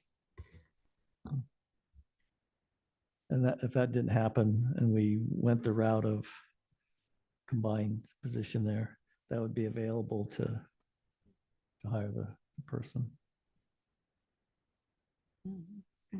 Okay. Then I guess, I'm sorry, Pro Tem Mayor Barker, where did you leave off? Do we need to have then public comments before we look at passing the ordinance? All right, so at this point in time then, if we have anyone online that would like to comment, or those who are here in the room with us, now would be the time to make your comments. So step up here and state your name. If you're a resident of North Ogden, and please limit your comments to no longer than 5 minutes. Philip Swanson, North Ogden resident. Well, I'm glad you guys are the ones that are getting to go through this. First of all, because you're doing a truth and taxation hearing, you've got until September to dig through this. And I really encourage you to be neck deep in this between now and September, right? Perhaps even more so than you have been up to this point. You got to jump in all the way, and so that we can figure this out. On the recreation discussion that's going on, it feels like that discussion is devolving into a dollars and cents discussion rather than a principle-based discussion. And I think council needs to wrestle with for Steph's enjoyment, a robust discussion. It's a word that makes her laugh. A robust discussion, a very serious discussion, maybe even a work session where you take half a day and you all take off work and you sit down like we used to around a table and you have the philosophical discussion. What is the role of government in providing recreation? Because you have the gamut, right? You have there's no role in government to provide any recreation subsidy. And then you have the opposite end where government should be providing all kinds of, or all recreation. North Ogden City fits somewhere in between those two. And you as our representatives really need to wrestle with and answer that question. Once you've decided to what degree recreation should be subsidized, and when you subsidize recreation, you have to remember that what you're asking is the 90-year-old gentleman who's about to lose his home because he can no longer pay property taxes. You're asking him to pay for somebody's football or to make their entrance into the pool less expensive. Now, on the flip side of that, you're also asking that 90-year-old and me and my neighbors and everybody else to provide a football program, or at least help a kid get into a football program that will keep him from going down the wrong path. He can't afford it. He's an at-risk youth, and he needs that public subsidy in order for him or her, and I won't say just he, for him or her, in order to have a successful life and become a productive part of society. You need to wrestle with that philosophical question, answer that. And then once you have that answer, that will inform and guide how much you do or don't subsidize all recreation. And as you talk about recreation, you have to include all forms of recreation in North Ogden. We have the aquatic center that we talk a lot about. We have football, baseball, basketball, those recreational things. We also have the senior center, which is part of the recreation program in North Ogden. So you have to take the entire ball of wax and have that philosophical discussion, and then decide, where are we? You are our representatives. You decide for us, after doing the research and the hard work, what is the philosophical answer to that question, and where are we going to be as a city? And then you move forward from there. So I really encourage you to have that. And it's a difficult discussion, because even on council, there's a spectrum of answers to that question. So you guys are going to need to work that out and really, really wrestle with that, and then use that to inform the dollars and cents decision rather than the other way around. I would ask the question for the roads study. We did a road study a number of years ago, and it showed that we needed $10-11 million worth of road work. We know it's at least that much from that study. John, is it possible to use that study as the basis of starting the utility fee back up, or would you feel uncomfortable that it's too distant? It's too distant. And so I think that at least the fee, oh, sorry, Mayor, do you want me to respond? Stop my timer while he talks. It's probably too distant in the It's past. probably, okay. I just thought I'd ask the question. And then remember, when we're talking about the enterprise funds are like purchasing a pizza, right? It's a service that you're purchasing. You're buying water from the city. You're buying to have your garbage removed. You're buying to have your sewer removed. And just like when you buy a pizza, there are costs embedded in the pizza. You don't have to chew them, but they're in the pizza that prepare the pizza providing entity for the future, so that it's not just today's cost, there's a future cost. So we have to remember that as we look at the enterprise funds and those increases. It's not just today's cost, but we have to be prepared for things going on in the water department, in the sewer department, in stormwater, and the other enterprise funds. We have to be prepared for those things. And we, in my opinion, we're on a very thin sheet of ice if we start not covering today's costs and future preparation through our enterprise fees, even though it means we may have a $10 or $11 a month increase. You're paying for what you get. You're not just paying for for somebody else's. You're paying for your water, for your trash, for your sewer. Anyway, I could go on, but my time is probably real close to up. So thank you for all that you're doing. Thank you, Mr. Swanson. I think it is relevant philosophically, as I mentioned before, because the agreement with Weber Human Services prohibits the charging for use of the senior center by senior citizens other than, the meal contribution. So if the council went that way, we probably should know that soon, so we don't enter into an agreement with Weber Human Services, knowing that that is going to be probably subsidized depending on what other cities decide to contribute to the effort. So, okay, any other public comments? Mr. Burns? Thank you, Kevin Burns, North Ogden. A lot of discussion about solid waste and how expensive it is and the cost there. So this will be my annual request for a green waste program either with a can at my house that I can put my heavy grass in, or a green waste dump with hours that are more conducive to an employed individual that can take advantage of that a little better. So my annual request. Thank you. We have someone online, John. Yes, Brenda Ashdown. Brenda, go ahead, please.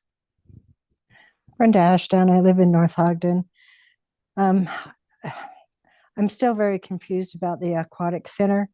In 21, it made $175,000. So there was a budget of $175,000 sitting in the aquatic center. Then in 22, it made $33,000, but the $33,000 in 22 was given by the city to balance out the budget to make it zero. I don't understand that. If there was 175,000 one year, where did that go between that year and the next year that the city had to give 33,000 to take it to zero? And is there 175,000 right now in the budget? In is that the balance that is in the aquatic center budget? I think that's the fund balance. I don't think there's any subsidy built in this year. It's based upon the fact that it's going to break even on its own. Although my understanding is back in the year of 2020, there was even the profit that's been identified, there was $85,000 transferred in there from the RDA fund. So it's even more confusing to me if that was transferred, why wasn't it reimbursed to the RDA if they were? Well, that making would it on also their be own? my question. If there's $175,000 budget, why is the city giving them 80,000 or 33,000? I think the year the 33,000 is, that was needed to bring revenues and expenses to zero. I think it was the year before, or ending in June 30th of 21 is where the fund balance jumped. But I also believe there was a transfer that year from the RDA, which I don't understand why there would be, but we'll look into it and get to the bottom of it. So then the pool did not actually make $175,000 in the year 21. It may have. We're going to look into it and see. I don't know if that includes the 85,000 that was transferred in from RDA or whatever, but we'll get to the bottom of it. Jamie's the one that's most knowledgeable about it, so we'll work with her and get to the bottom of it. But I believe there was a transfer made that year. And that would be great if you could either email me or when you find the final answer, discuss it in a future council meeting. We'll have Miss Jamie do that for you. Okay. Thank you. Okay, thank you. Any other comments, John, online or anyone here this evening?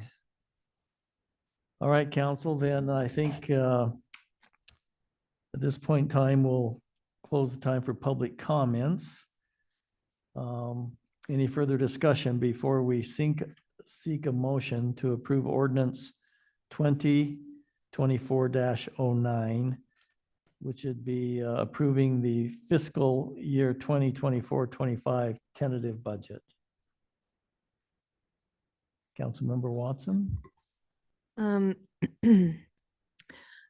more I think about it, the more I think it would be beneficial to have this transportation utility fund, but I'm curious, is that something that we need to implement in this tentative budget now or before June? Or if we want to do that, is that something that we need to wait until the study is completed before we start making a vote on that? I don't want to speak for Mr. Call, but I believe he said the reason, was it Pleasant Grove, John? That was ruled to be legal, not classified as a tax because they had done a proper study justifying it. So I think we would need the study prior to putting that in the budget. But the question is, do we want to spend the 110,000, right? But I think we have to, according to what John's saying. we would at least need to do half of that to get the analysis on the road done. We might be able to do the study in-house, but it's can be quite complicated. And then if we went outside, so even to get the study done, it's going to be 6 months to get the road analysis completed. So we can't implement the fee until we have, so we have some time. We do have to decide if we're going to move forward with some of it though. I guess approving the tentative budget would include $110,000 for that study, because I believe it's in the budget. May I ask Councilmember another Watson. question? How long would it take to make up that 110,000 with fees? If So if your residents, if us as residents were paying $2 a month, we would make that up in, oh shoot, now my math is wrong. Yeah, Less than a year. About 7, 8, 9 months, yeah. So. Yeah, but I think in conversation with John, he's thinking $2 a month isn't going to be the number. The previous number was $3 a month, and it generated about $300 or $230,000 a year in revenue. John, I believe you indicated to the council, unless they're willing to probably incur a fee of $10 to $15 a month, we shouldn't waste our time on the study. Is that my recollection correct? Yes, that's correct, Mayor. That's ballparking where we think it'll land. So unless you're willing to do that, once again, philosophically looking forward to the future, it would probably be a waste for us to spend 110,000 and then not have the council be willing to impose a fund, a fee of $10 to $15 a month just for transportation. And you can most likely, I think, count on another $5 or $6 for the next number of years in the water fund, if I recall correctly. So I guess with that silence, the council would include that in the budget then to move forward. Yes. Okay, so I'm still, any other questions or discussion? If not, I'd seek a motion for an ordinance to approve fiscal year 2024, 2025 tentative budget. That would be ordinance number 2024-09, I believe. We have a motion? Mayor, I move that we approve ordinance 2024-9-09, approving the fiscal year 2024-2025 tentative budget. Okay, do we have a second to that motion? Second. A second by Councilmember Pulver. We'll seek a roll call vote, starting with you, Councilmember Barker. Yes. Councilmember Dalpaz. Yes. Councilmember Pulver. Yes. Councilmember Watson. Yes. Councilmember Severing. Yes. Okay, thank you very much. Okay, I'd like now to recess our city council meeting and convene the redevelopment agency meeting. Looking for a motion to adjourn the meeting and convene the RDA meeting. So moved. Thank you, Councilmember Watson. Do we have a second? Second. Okay. Thank you, Councilmember Dalpaz. All in favor, please say aye. Aye. Motion passes unanimously. We're now in our RDA meeting. So members of the RDA, we'll hear from Jamie Jones to see if she has anything to add upon what was discussed last week. Well, in the RDA fund and the CDA fund, it's kind of rinse and repeat. Just moved over basically the budget that was passed in December of 23 for the RDA fund and moved it forward to the next year for the aquatic center projects, for the bicentennial park project, for the 300 East project, and then the RDA project grants. The only difference is to include a little bit of interest earnings anticipated, and those interest earnings were applied to the project grants. Other than that, that's really the only other change. And then on the community development area, budget is the same thing. Property tax estimated at 120,000, and then just putting it into park reserve or fund balance. I don't know that there are any other community development area projects at this time, so. Jamie, so then doesn't the CDA owe the RDA money, or is that all paid off? It's, I believe this fiscal year 24 is the last year. So next year it should be paid out. It's done. So it'll be done this year. Okay. Any other questions of Jamie, RDA members? Okay. So I guess if there are no additional questions for Jamie and you have an understanding of the RDA budget, members, I'd ask you to make a motion to approve ordinance RDA 2024-10 for the RDA fiscal 2024 tentative budget. Hey, Mayor, Public comments. Councilmember Barker, I think we need. Member Barker. We need public comments again. Okay. Sounds good. Anyone like to make comments on the RDA budget?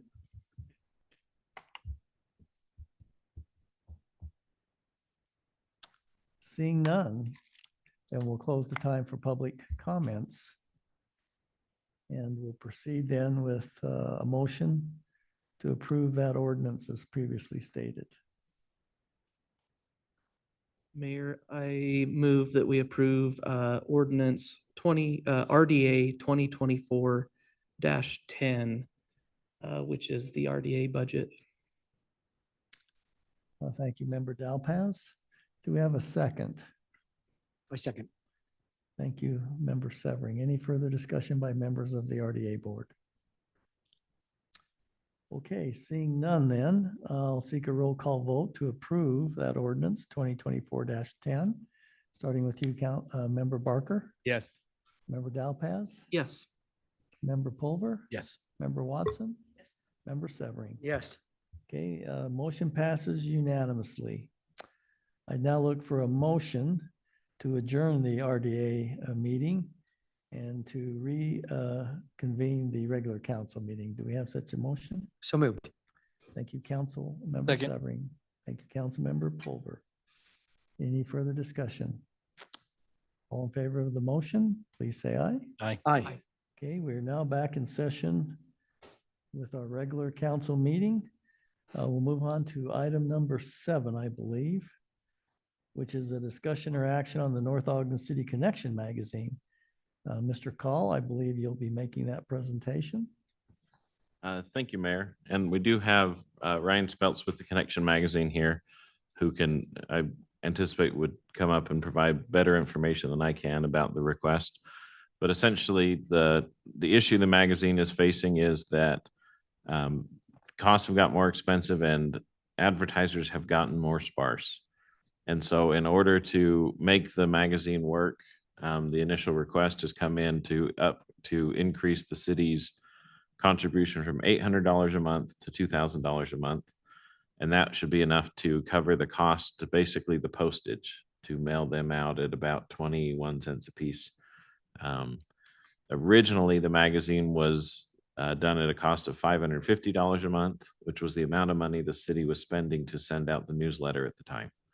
And that was the way that the city worked it out and said, hey, well, this will give us, 4 more pages than we normally send out in color. And, the hope was to get more attention. We've been with the magazine for 6 or 7 years. And so anyways, this has just come as a request from the Connection magazine. And I think the council has a lot of room to talk, discuss, figure out what's best for the city. If the decision was to move away from the magazine, we'd really need to figure out a way to fill the void that's going to be left.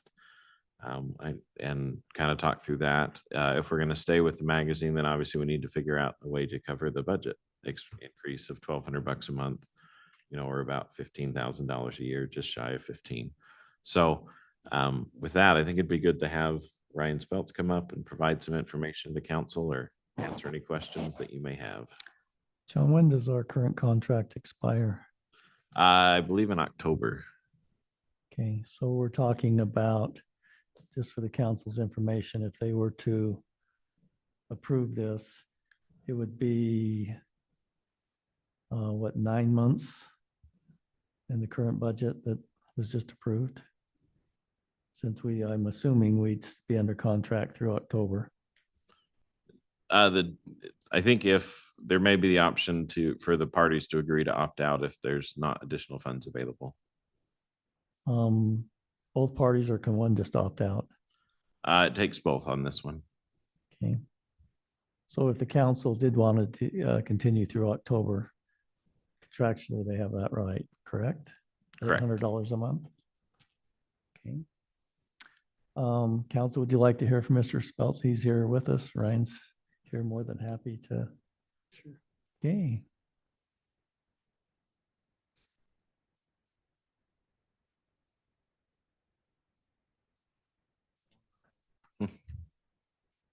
I think there's just a couple of points to consider. With the current economy, we have 0 real estate advertisers in the publication, where previously that was one of our largest. I think that will come back. When we originally put this second contract to the city council, we also decided to continue to subsidize postage, where with the other cities that we operate with, they pay for the whole postage, 25 cents on average. Just due to the economic pressures, 68% increase in paper, ink, and printing costs, and postage goes up every 6 months. It's been announced by the post office. So we're just asking the council to consider stepping up to closer to what we charge other cities. We live here in North Ogden, so that's why we did that from the start, and it's just become harder to maintain. I think it will circle back. Everybody I talk to that's in the industry, they're like, it just goes in cycles. And I think we've all seen the real estate market be slow. It's not the only market that's impacted for us, but it is the biggest one that I can look at and say, we used to have 4 or 5 real estate agents and 2 or 3 mortgage people, and we have 0 at this point. So, and that's across all of our magazines, just for reference. So.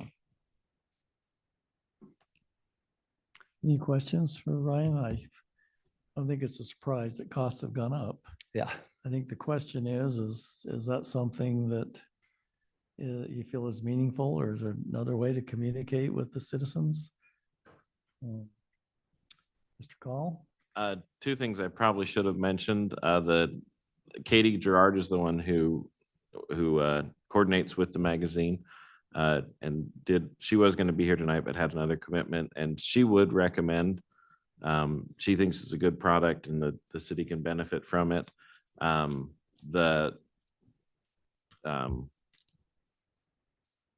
was a second thing I was going to say and I totally spaced it. It'll come back. Yeah, it'll come back to me. Was it about the costs? Because in our meeting, we talked about the cost of doing your own. So we anticipate the cost of doing our own would be somewhere near $800 or $900 a month at this point. But it kind of depends on how many to send it out. And that's in addition to the employee time, because we'd be writing more content and doing things like that. So. Is that, sorry, I went out of order. Go ahead, Council. Is that stuffing it inside of a public utility bill, or we can't do that, right? We can only put a little blurb on a utility bill, right? So it would be its own envelope. It would be its own thing sent out each month or every other month or whatever. So we can add it to the bill at a cost of 10 or 15 cents a paper, and so they'll add it, but only about 30% of our residents get it. Yeah. Get physical ones. So we can also email it to them.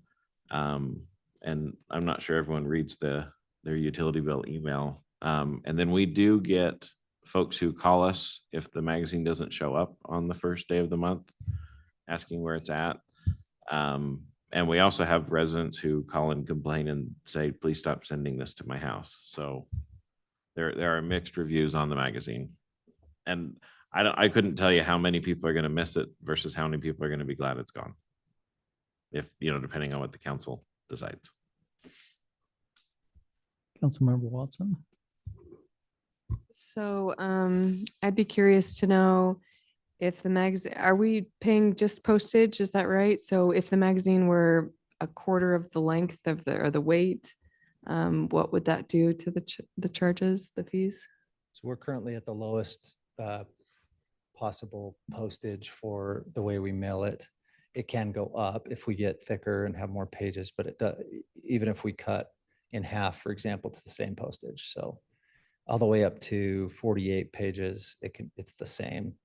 And then after that, due to weight, it goes up. And our portion of that, so would I think reflect that as it's, well?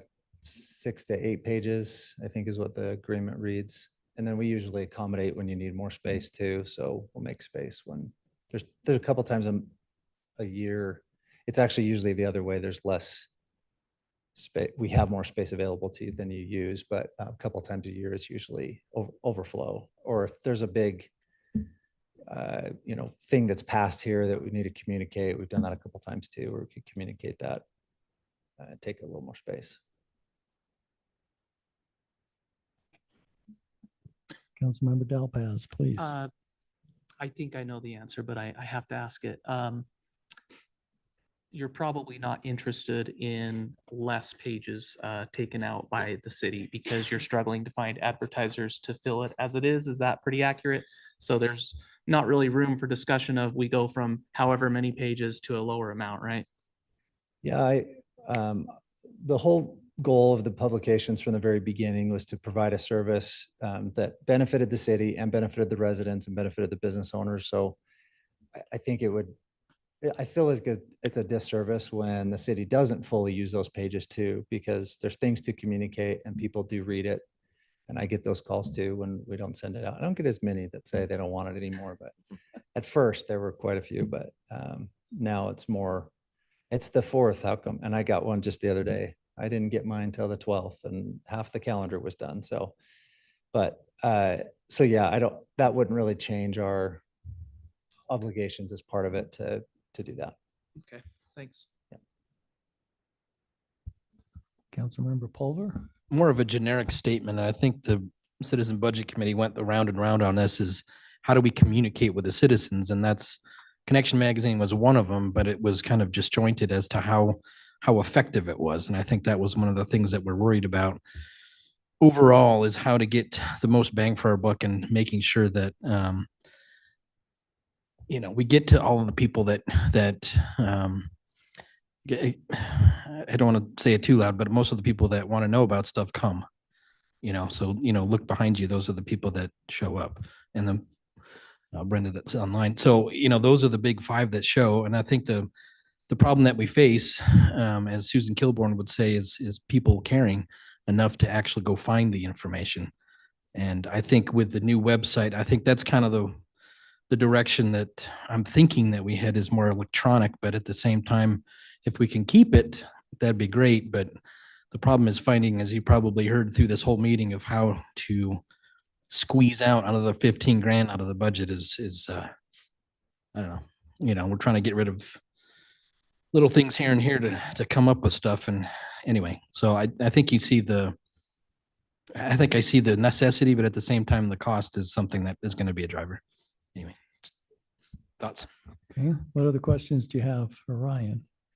Ryan, do you If I have respond anything to else? that, or- Yeah. I would just say, I think there's a lot of value in showing up in people's mailboxes because it creates an event. But that being said, it's been a tough business for the last 2 years. 2022 is horrendous. Every other month I had cost increase or transportation increase and postage increase. It just seemed like the whole world was piling on our shoulders. And so I understand both sides. And at this point, I'm not even that emotional about it, other than we felt like we're building something really good that benefited a lot of people. So I feel like it will circle back. I feel like there'll be more opportunity I'm open to discussions about somewhere in there. We're going to work our hardest to try and get it to survive regardless of what you decide. That's our goal. I do feel like real estate will come back. I do feel like there's some things that will happen that will provide some relief. The question is, do we have the ability to sustain it for that long? I don't have that answer because it's definitely cost us money in the last 6 months. It's been in the negative for our company. So. Okay, what other questions might you have, council? Ryan, do you have anything else you'd like to add? No, we love working with North Ogden. It's been awesome. We love living here and we've, done our best to serve you well. So.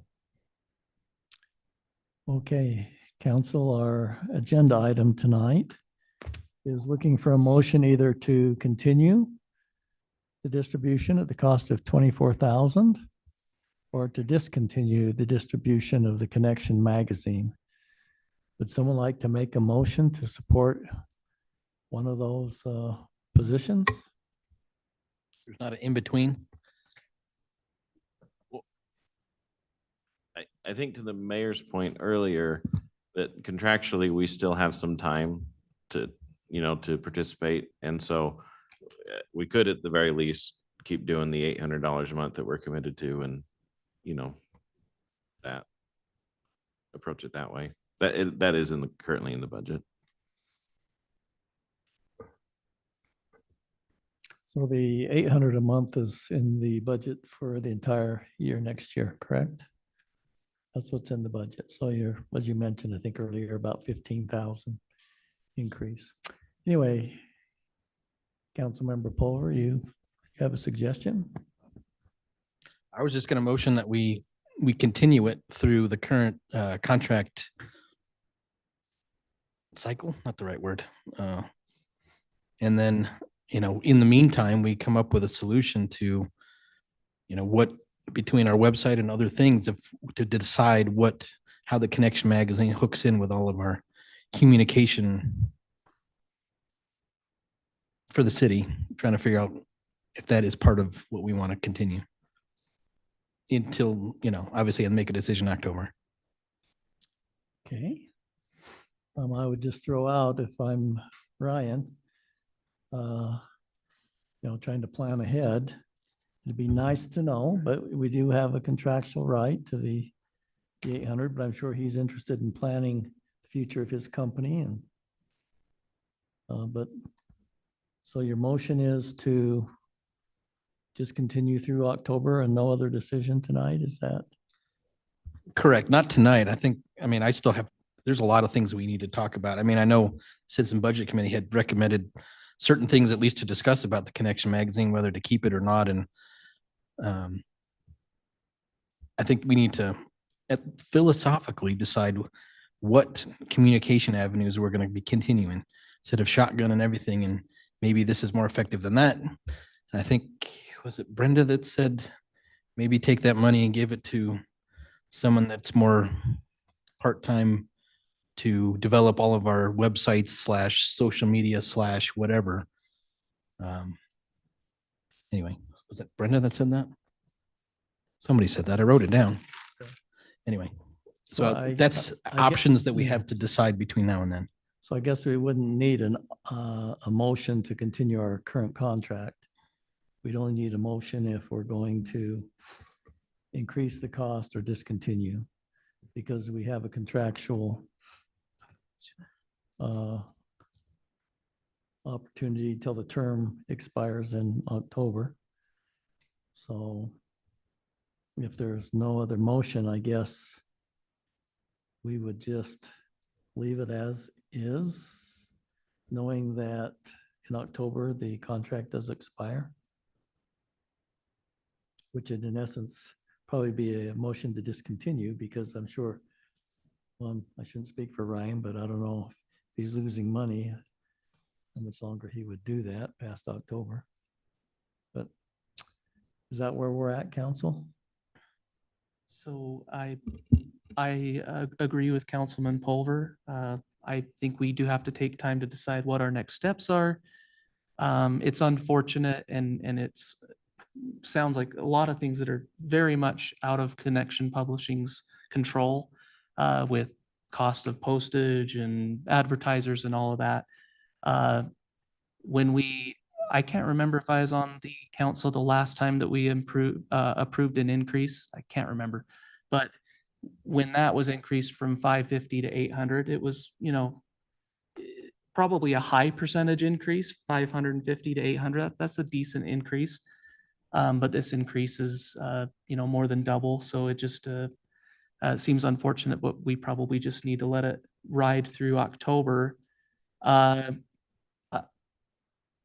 The contract is set up through October, but I also am mindful that Ryan, if he's saying that he's losing money, I would also be open, if he's open to it, to allowing it to end sooner if it's a matter of him losing less money through October, if that makes sense. And then similar to Councilman Pulver's suggestion, there's just so much more that we have to consider. We're going to have to come up with a new game plan, whether it's our own little newsletter or whatever, but I think that's the direction that we may go. Councilmember Watson? I feel similarly as far as the budget goes. Changing from 800 to 2,000 seems pretty steep. But I just wanted to put out there that I really appreciate the Connections magazine. I think a lot of people read it, and I think a lot of people feel connected to this community because of it. And I appreciate that it's there. I think the world is going the way of digitally, and so that might need to happen. But I think if that does, we'll lose a lot of connection and a lot of community feel if we don't have that tangible something showing up in everyone's mailbox. I think, seeing the faces of people in our community, what they're going through, hearing advice from the mayor and seeing his picture right there, I think all those things have been really beneficial and have brought the community together. So I really appreciate the work that's been done. And you've built such a great thing here. It's come a long ways, and it's just pretty powerful what messages can be shared and the distance that it can go. So I just want to say that I appreciate it. Councilmember Pulver, go So ahead. North Ogden Connection magazine has an Instagram page, right? So, I mean, if nothing else, we could keep that, because all of the stuff that Katie writes up and goes into the paper copy goes into the Instagram page. So that's something that in the interim, if he does decide that, hey, this paper stuff is just not cost effective anymore, that we can still use their page, because that's a good, everybody knows what Instagram is. I'm getting blank stares. Anyway, so I think that's a good thing. I mean, I see the mayor's handsome face on there too. So it's one of those things, that paper versus electronic. Anyway. That's the downside picture.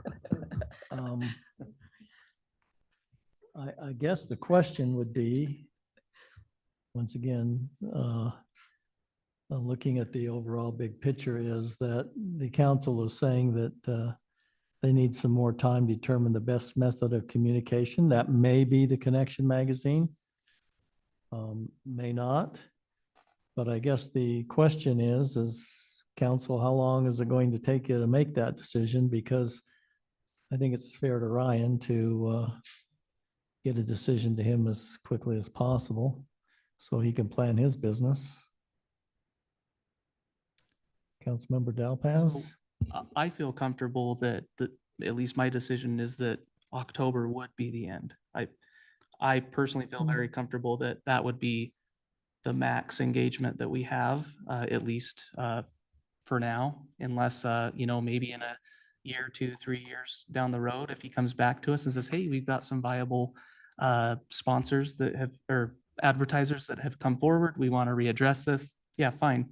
But I feel very comfortable with letting it end in October, or even having a conversation with him to see if he wants to end it slightly before that. I wouldn't say just stop, all at once, But I'd like to just continue it through October and not consider it past then.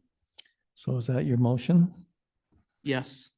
Okay, so we have a motion by Councilmember Dowpaz to discontinue the distribution of the Connection magazine, effective at the end of our current contract. Is that Yes. stating your motion correctly? Yes. Do we have a second to that motion? Can we modify it ever so slightly? It- I mean, if we do decide, because that motion is, it ends, right? But in part of that, he said that if between that now and then, that there's something else that does transpire, that we could keep it going. Did I get that right or no? Well, that was that Oh, was the kind next of few far years. into the future. said It's years, like real estate comes back, it's roaring, and he comes back to us in a year or two. Interest rates have gone down, of course, that would be a key requirement. And he says, hey, we're back at it. I have a business plan where I can do this at, even if it's slightly more, I can do this at $900 a month or $1,000 or whatever. That's what I was talking about. So, yeah. But it would be just the paper, not the Instagram. It would.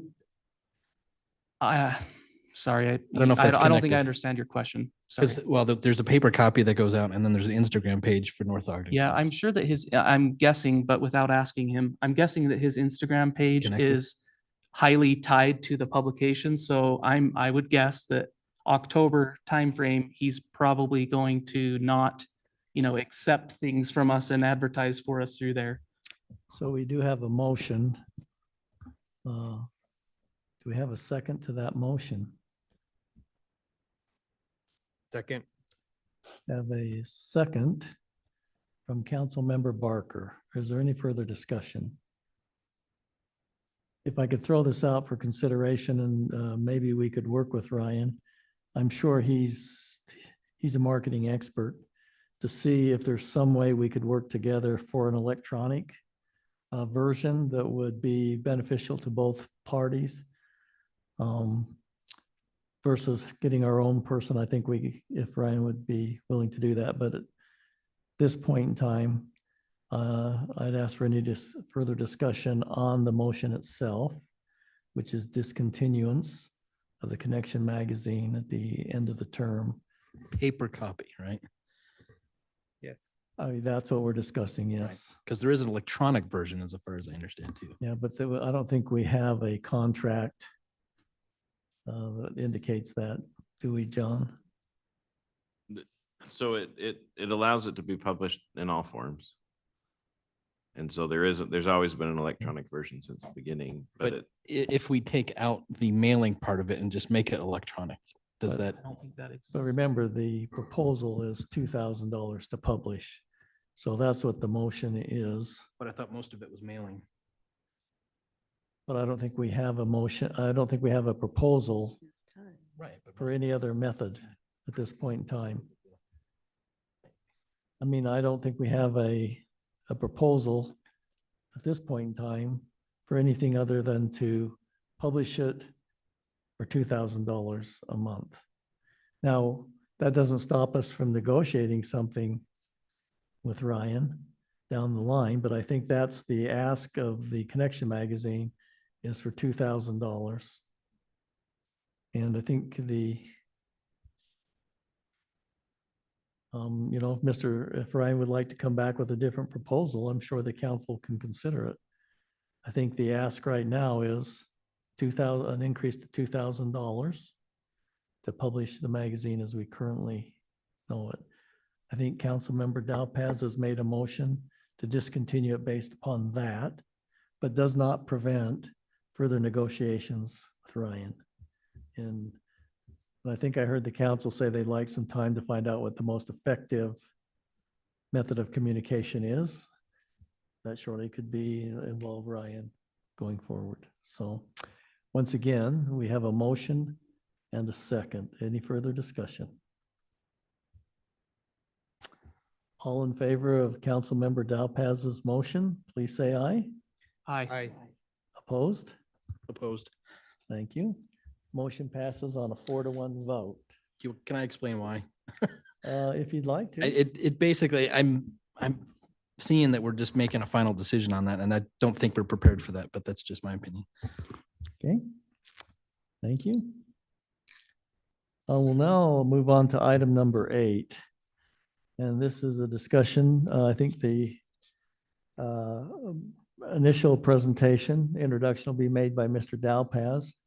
And then Mr. Call will go on with further explanation. This is regarding a discussion to consider ordinance 2024-11, which is amending the commercial parking ordinance. Mr. Dowpaz? Yes, I just have to start by saying this is truly because of citizen engagement on this one. We had former Councilman Yuri that came and commented previously a few months ago. I know that resident Swanson has also mentioned that this is a problem in the city. And so I just thought it would make sense to just make it official and not allow commercial parking with the wording that John is going to explain to us. But you might remember that specifically on 300 East, we kind of have a dangerous situation where very often either an entire tractor or entire semi, an entire semi will be parked there, sometimes 2, sometimes 3. There has been times that either a trailer or the full semi itself has been slightly inside the lane. And of course, when it's slightly inside the lane, then the police can actually ticket that. That's no problem. But this is just to take away the opportunity for semis to park, not only in that area, but this would be citywide. So John, go ahead if I messed anything up. So council, this was brought up, as was mentioned, through the council and through some resident comments. The proposed language is actually language that we begged, borrowed, and stole from St. George. Section A is already in our code, so that's not anything that's being changed. Section B is the new section that essentially says you can't park a semi truck or trailer on any road in North Ogden for longer than 4 hours if you're not unloading and loading. That would essentially require those vehicles to be parked behind the curb on private property or in some other designated spot. That the area that was just mentioned here at, where the O'Reillys is here, this has been one of the most common areas we've seen it. There have been trucks that have parked out here on 2600. And then we have some that even park down by the animal hospital south of 1700 North, the North Ogden Animal Hospital. So we've had trucks parked there as well. And they even still do park in residential districts as well. So they've been around. Right now, there's no tools for the city police force to enforce it, except for when they're illegally parked because they're actually blocking lanes of traffic. This language would allow us to ticket them, tow them, and otherwise get the word out that this isn't allowed. I would say that in this, we would spend the first part of it educating. There's not a lot of vehicles. It's usually the same vehicles, which means it's the same drivers. I would anticipate that most of those drivers are residents of North Ogden City, and their family comes and picks them up at their truck so they can go home for the weekend or however long they're not on the road, and then they get dropped back off at their truck to start the drive again. So understand that we are impacting those. From a legal perspective, as the city attorney, this section should withstand any sort of a challenge, that we're not allowed to do this. This is short of what other cities do. Some cities prohibit commercial traffic outright in certain areas of the city. And this is just prohibiting parking. So vehicles would still be allowed to travel through residential districts, especially if they're delivering stuff. RC Willie's probably the truck that flies around the most, drives around the most in our area that you might see as a commercial truck in a residential district. But if you don't have any questions, the staff would recommend this be approved and give the police those tools. Council, do you have any questions for Mr. Call? So John, this does allow a bus to unload, right? It's our references to tractor trailers, but they can stop and unload up to 4 hours. Buses can too. Yeah, so this is only prohibiting semi trucks and trailers. And then it defines them as at least 3 axles and it's used for commercial transport purposes. So a bus would be in a slightly different category if it's not hauling goods. So that would be kind of the difference. Although you're right, Mayor, there may be a line and if it's like a tour bus, but if they're unloading and moving people on and off, then they would just need to park overnight somewhere on private property and then come back and pick people up again. Does this prohibit a bus from parking on 300 East? It would, it depend on the bus. I would say probably no, the police would not enforce it against bus the way it's written. Okay. Because it just says semi trucks and trailers It says no person shall park any bus. in a residential district. So you couldn't park one on 800 East and 3300 North. 2600 North. We would look at the zoning code. So if it's a residentially zoned area, then you couldn't park it. If it's a commercially zoned area, you could. Okay, any further questions for Mr. Call? This is ordinance 2024-11, which is amending the commercial parking ordinance. We have a motion to approve of that amendment. Mayor, I motion to approve the ordinance 2024-11, amending the commercial parking ordinance as outlined today. Okay, thank you. Councilmember Pulver, do we have a second to that motion? Second. Thank you, Councilmember Watson.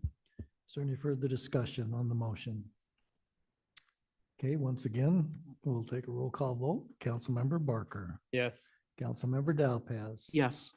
Councilmember Pulver, Yes. Councilmember Watson, Yes. Councilmember Severing. No. Okay, the motion passes on a 4-1 vote. Thank you, council. We'll now move on to the item number 9 on our agenda. This is a discussion or action to approve the Recreation Arts Museum and Parks, or as we call it, RAMP, funding agreement with Weber County for the North Shore Aquatic Center. Mr. Call? Thank you, Mayor. So council, these are projects that we approved for submission to RAMP back in the December, January timeframe.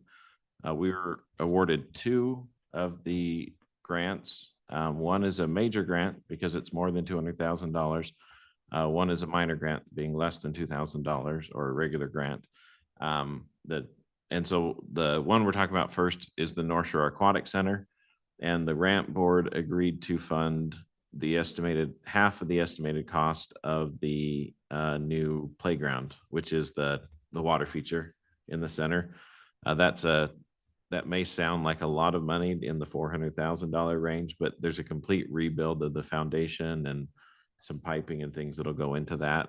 We haven't selected a design, but as we get that, we will bring it back to you. But the agreement is the standard agreement that you've seen every year that we do one of these.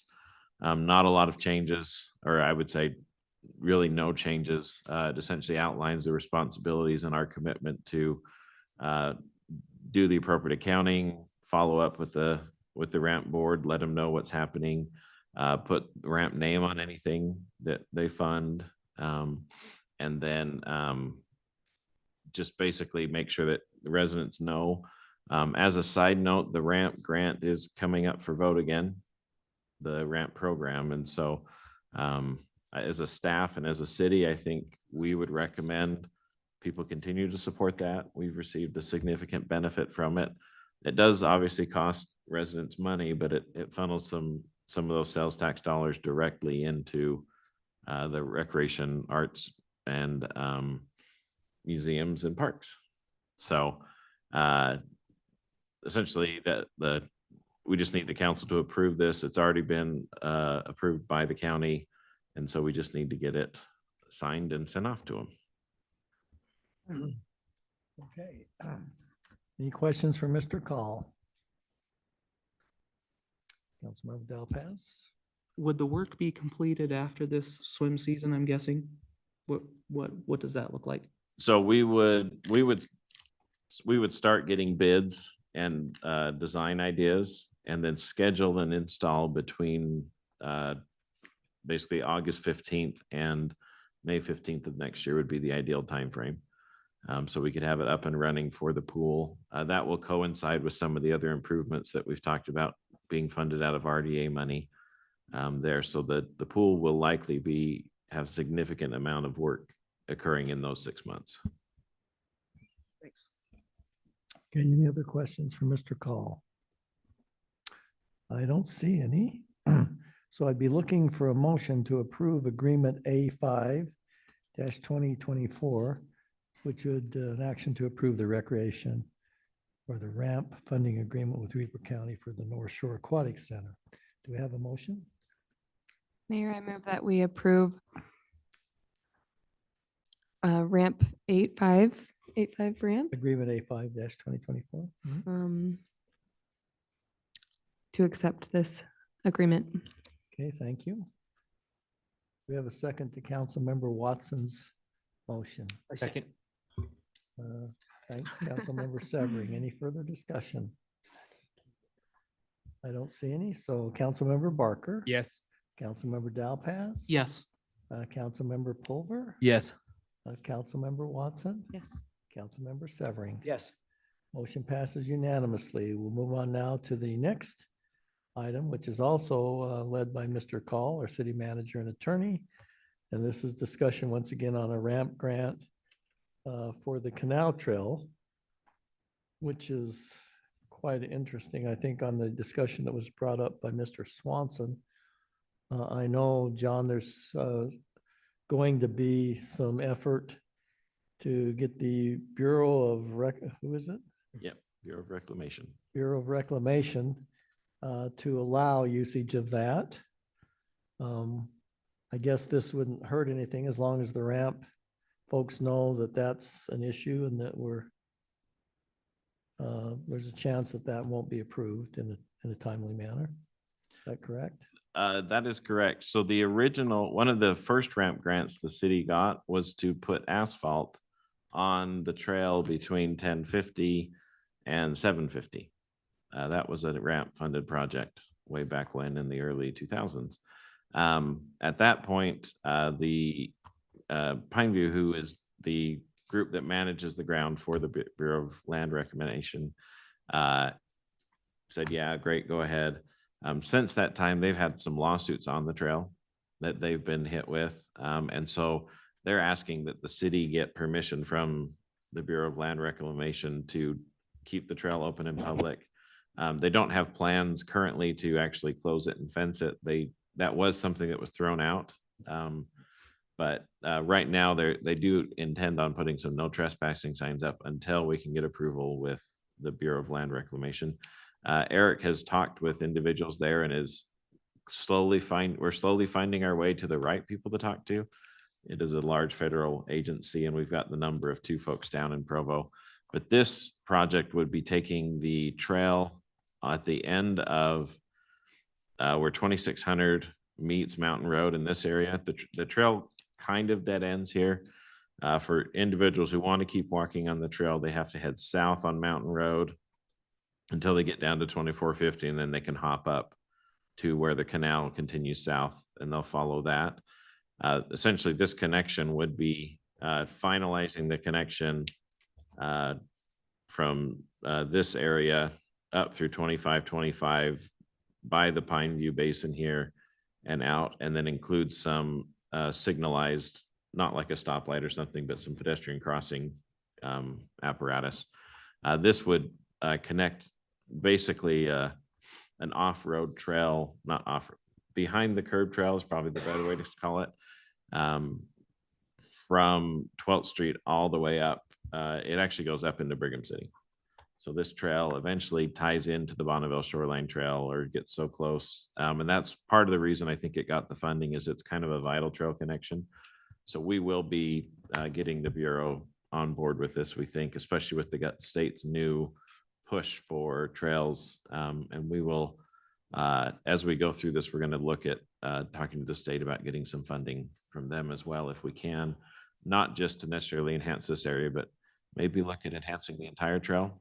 One of the nice thing about this trail, because it's on the canal, it's very evenly sloped. So it's very accessible for people of all abilities. And, you know, is really a great feature in the city. So it's the same agreement as before, just with the modifications that say it's for the canal project as opposed to the ramp or the aquatic center. And I think, John, in addition, as we approach them, this is only connecting the trail, but it's really a safety issue where people come off that trail and have to cross that intersection at 2600 Mountain Road. It's kind of a safety issue there, but this would all be conditional upon the fact that we get approval from the Bureau of Reclamation. Because Pine View, who manages that, is rightfully so trying to limit their liability. And it's a little unique. They gave us a letter of support last year, which we used again this year. Then they had a changing of the guard. And the new folks said, well, we just want a higher level of permission. So it's kind of this weird scenario where everything was good and we were greenlit, and then just some different opinions entered, some different cautions, I guess is the way to think of it. They're still want to partner with us. They just want it done the right way. So. Okay. Any questions of Mr. Call? All right, I would then look for a motion to approve agreement A6-2024, which is accepting the ramp funding agreement from Weber County for the Canal Trail. Do we have a motion? Mayor, I'll approve A6-2024 to approve the ramp grant approval. Okay, so motion to approve. Do we have a second? Second. Second by Councilmember Severing. Any further questions for Mr. Call or further discussion?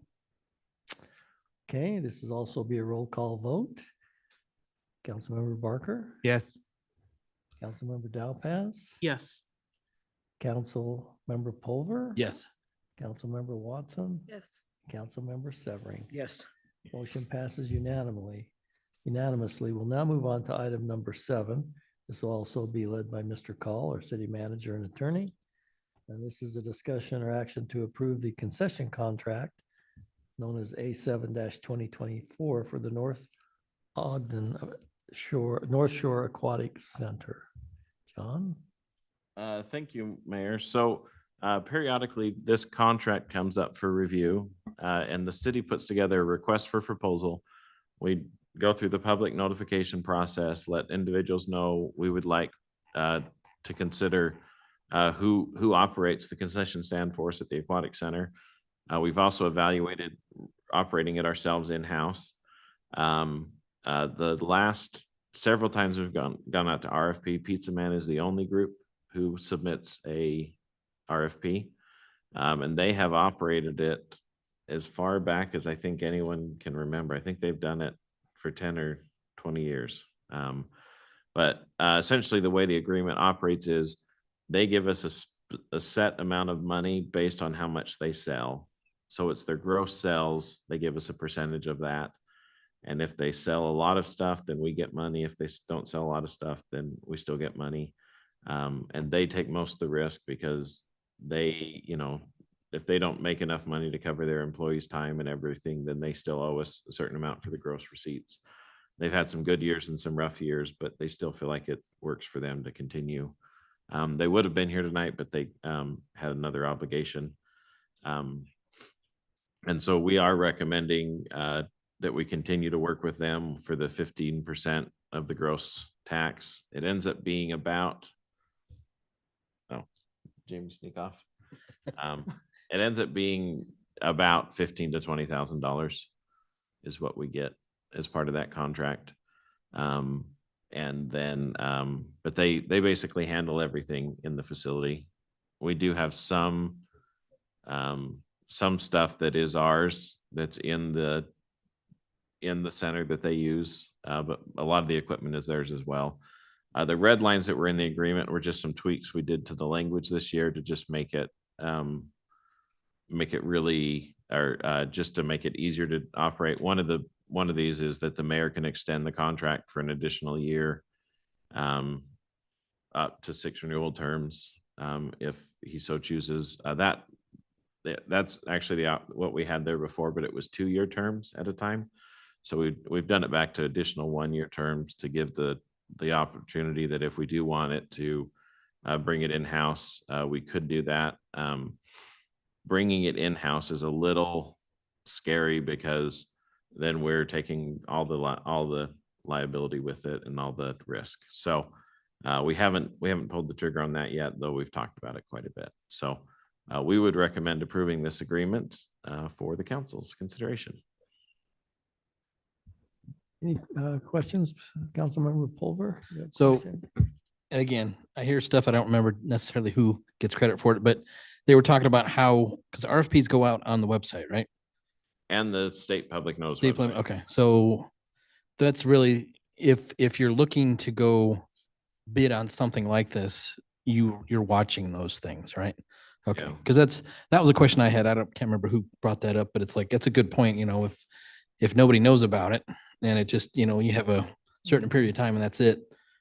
Yeah, the incumbent's gonna get it every time just because of, anyway. And we do try and, on this one, we try and get it out early and leave it out longer. But we could look at other ways to get the word out. I think we are the only pool north of Salt Lake that still contracts it out.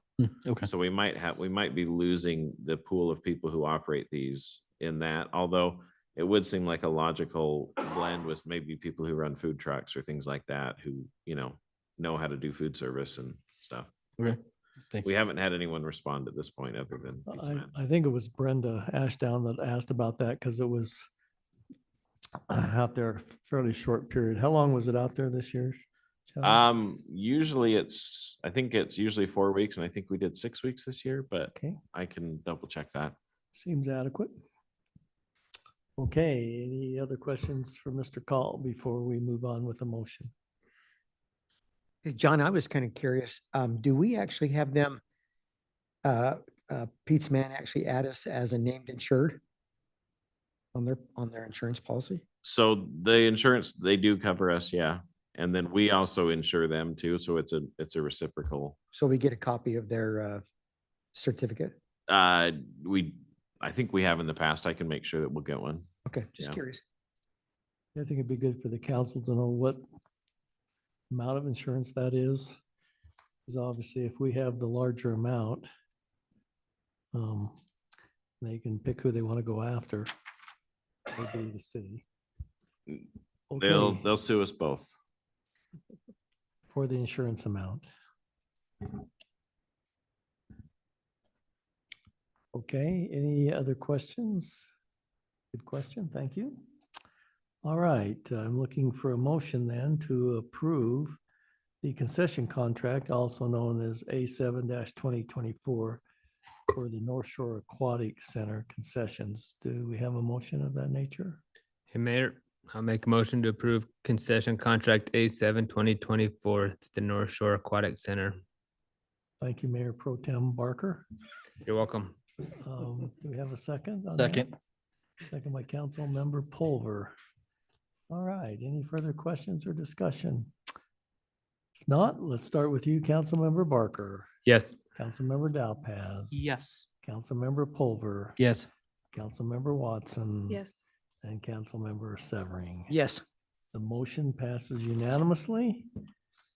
Now we're going to talk about item number 12, which is also Mr. Call. This is a discussion on entering into an interlocal agreement for building inspection services. John? Thank you, Mayor. So council, this one is a requirement of the state. So some cities and even us at times have been unable to inspect all of the requests we have within 3 days of getting it. So when someone wants their foundation or something inspected, we have 3 days to do it. Or under the new state rules, we now have, if we can't do it in 3 days, we have to give them a list of 3 individuals we've contracted with they can call and see if they can perform it in that window. the law does allow us to enter into interlocal agreements with neighboring jurisdictions, and so we can be each other's backups. That's all this agreement does for us, is it allows us to have a backup. Ironically, Pleasant View has two separate contractors that they use for their inspection services. So this really opens the door and gives us two groups that can do inspections for us should we need them. We already have another group that we use called WC3, and we're going out to RFP right now to see if we can add more to that list. I mean, their contract, the term is close to expiring, and so we need to do that. But this essentially agreement allows us to use their inspectors. They can use our inspectors. There are a bunch of language in here about sharing or who's responsible for what, for injuries, workers' comp obligations, things like that, as well as some of those insurance requirements and the indemnifications. The real crux of it is the cost, should either of us be using any services of each other, is $85 an hour, is just what I was trying to find it. I forgot what section it's in. Oh, sorry, $65 an hour. And so that's just what we would, we mutually would share that. That would cover the cost of their third party or our inspectors. It would not cover the amount of money that we might charge for their office, and if we accumulate everything, but we are paying that regardless of if they're working. And so in talking with Pleasant View, this seemed like a good number because it covers the cost of their third party and the majority of the flexible costs, the hours and the stuff, as opposed to the fixed costs. Like they get a computer every year, not every year, but every 4 years. So we would recommend we do this. State law requires us to have other groups. And so if we don't approve this, and we would just need to find some other parties that could be part of that 3-party or third-party list for us. John, I believe the county also had a proposal to have an interlocal agreement amongst all the cities that would actually widen the scope of who'd be available. County inspector or other inspectors from other cities. Have we not pursued that? We haven't talked to the county. This is based on the same agreement that they sent out. The hard part about if every jurisdiction in the county was on the same agreement is then it could lead to a little bit more of a cherry picking by the developers. A good example is our inspectors have some jurisdictions where they would not trust the inspectors, not because they don't hold some of the same lines that we think are critical, because they might not inspect on hills, and they might not so understand some of our rules. But we can reach out to the county. I can have Nate do that and see if they're still interested. Every group just needs 3. And so we've kind of talked about between us and Pleasant View, and maybe we've talked a little bit with Harrisville about maybe we'll work together and then each of us also have a third party outside contractor that can be used as well. Okay. Any other questions for Mr. Gall? Councilmember Delpaz? Yes, referring to section 5, online it says $86 per hour, but it says 65 here. This is the I think. Sorry if I missed that in the conversation. No, it was this is the one that was online was a slightly different version than what is here before you, and that's we emailed it out after just because this generic one is the one that was in there. This is the one that the county has, and we tweaked and added some language to just make it a little more robust for the discussion tonight. Okay. This was supposed to be a red line version, and it's not showing any of the red lines. So let me see if I can find that while you talk a little bit. Okay. And then just a thought. Sometimes the inspectors will have like a note in the system that will say, don't forget to do this or don't forget to do that. I would just be worried about, say we use Pleasant View's inspectors and they are not in our internal system, and there was a note to say, don't approve this building permit if they don't do this, you know? Is there a good check and balance to that? Because I would just be worried that I know that this is a law, this is a requirement that we're putting up with, right? But is there something that we have in place to make sure that that kind of stuff doesn't happen? Because that would kind of scare me. So procedurally, any inspector that would be coming, we would give them the full, we essentially email them, hey, this is where they're at and this is what to look for. We have had conversations about if a group came and took on, for example, a final inspection, those typically take twice, once to kind of do a punch list and the second time to do the final. The expectation would be that the same group would do both. So that anything that's checked and would be checked by the same inspector again, to help with some of that. Yeah. Thanks. Any other questions for Mr. Call? I think they need the agreement up there, don't they, John, to Yeah, I'm approve it? just seeing if it will. Just pulling it out of my email and my computer's frozen, so. Good Here timing. I can show you this version of it.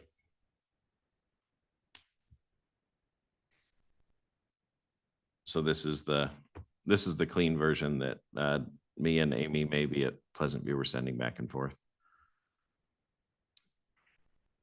It's not redlined. Council, do you want to look at it to make sure you're in agreement with that? The biggest change in the language was that 65,000, and then there's So 65,000 an hour now?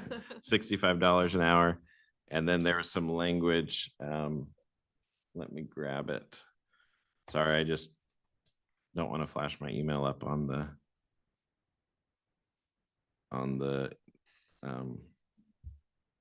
screen because You don't want people to see the email I sent you that says you're awesome? well, I just don't want to see, you just don't want something popping up that people shouldn't see. So here's, for example, one of the things that got added. It's just basically saying that these are our employees and that we're responsible to make sure that the people are paid regardless of the interaction between the two cities. We still have to pay for our own employees and seek reimbursement from each other, as well as supervision and all that kind of stuff. So Is there any additional changes, John, the council needs to be aware of before I seek a motion? no, that's everything that was included in the agreement.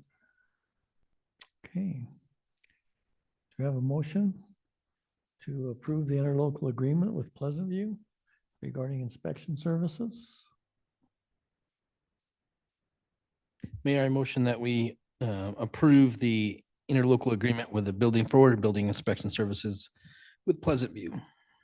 Thank you, Councilmember Pulver. Do we have a second to that motion? Second.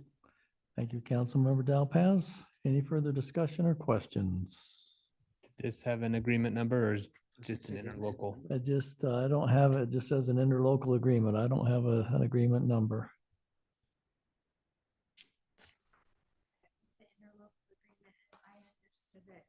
Yeah. I didn't think we had numbers on interlocal agreements because we didn't have one with the county, did we, on the park? So we could label it A7 or A8. Yeah. Just that way we're for sure. Okay. Okay, would somebody like to amend their motion? Amended, the agreement is A8. Okay, A8, A08, okay, do we have a second? Second still. Okay, thank you, Councilmember We're Dalpez. Blake, Any further questions? All right, let's start with you, Councilmember Barker. Yes. Councilmember Dalpaz? Yes. Councilmember Pulver? Yes. Councilmember Watson? Yes. And Councilmember Severing? Yes. All right, Matt, motion passes unanimously. We'll move on now to 13, which are council department reports. Councilmember Dalpaz, do you have anything you'd like to report on the police department? Yes, a few things that Chief Quinney provided to me. The first one's actually kind of one of my pet peeves. So listen to this one. It says, if you see something that needs attention from the police department, please call dispatch and an officer can address it right away. It makes it difficult if concerns are posted to social media or sent through email rather than reported to dispatch when it is happening. You know, are you ever going on Facebook and you see someone, did someone see that white van that looked kind of sketchy on 2100? You know, like, please call non-emergency dispatch if it's not a crucial emergency, or 911 if it's an emergency. Next is the police department does have their annual charity golf tournament that will be Friday, June 14th at the Barn Golf Course. We still, he's saying that we still have a few slots that are available for anyone that would like to play. Just as a reminder, that funds generated go to their annual Sub for Santa program, so it's pretty awesome. They are also accepting donations for those that do not want to golf. So if you just want to send a check or send something their way, they would be happy for that. And then last but not least, our community service officers are out enforcing the ground cover ordinance. All homes are required to have ground cover. For new homes, it is required within 18 months of completion for the front yard and 2.5 years of completion for the backyard. If you see someone you believe is out of compliance, call our community service officers through our non-emergency dispatch, and they can look into it if they don't already have an active case on the property. Okay, just a question, if that 18 months entails, we suspended that during the drought. So is it, what was it, the So wording on the 18 months? last again? year, it was around May of 2023. We said, "Oh, okay, or maybe it was the middle of the summer, I can't remember, but we said, we're out of the drought, rules are gone. You know, so technically that date forward, which John, do you know a precise date on that? But that was the date that your 18 months or 2.5 years for your backyard was from that date, is my understanding. Yeah, and it was at the end of the summer. Okay. And so it ended up that May 10th or something was the time frame when we hit the 18 months. So there could be some people for their front yard that got notification last summer. They should have had it done by now, right? Yeah. Even if they purchased their home during the pandemic and we suspended. Yeah, essentially the 18 months started after the drought was over in the summer of 22. Okay, so that's when we suspended it. That's how we arrived at the May 10th date? So that the May 10th, it was the end of the summer of 22 when he said, okay, it's 18 months. We stopped Okay, the good. suspension. And so then it's been 18 months since the end of that, which I think ended in October or something. Okay, good. Anything else, Councilmember Dalpaz? That's it. Report? Councilmember Pulver? I add something to that. So somebody noted that in the water report that comes out, I think got mailed to us. If you look in there, it says, you know, it still has the note that says delay stuff. So we might want to look at that to make sure that we delete that off of the, I think it's like the second on the back page or something, the second. Anyway, it's in there and somebody pointed that out to me and I was like, uh-oh. So kind of contra. That doesn't start the clock back up for people. Nobody listens to 'Cause this I- anyways. yeah. But I think that's something to look at. And does that apply to people that just don't take care of their yard, period? Because there's several of those that I drive by that I know, like the one house that's near us that next to Chris McIntyre, that the guy's in jail, but his wife is still paying for the house, but nobody lives in it. And that Chris mows it just because it's next to his house and he doesn't like it, but that applies to that too, right? The same rules apply. Okay. In fact, they would technically their landscaping had been installed and they had a duty to keep it maintained. Right. Yeah. Okay. And sorry, I don't want to belabor this, but there is a major problem with Dyer's Woad right now. I've seen Dyer's Woad in people's yards, people that aren't maintaining their yards. I've seen it in fields. I think it's worse than it's been in recent history, probably just because of the great water years that we've had. So man, we gotta, and I would suggest when the community service officers talk to people about that, they need to tell them the proper way of taking care of it, because if they just mow it down, it's gonna spread all the seeds and it's gonna make things worse. So if someone just hires a company to come mow everything down, it's gonna make the problem worse. So they need to tell them that and say, you gotta do it this way. And it's a 2-year plant.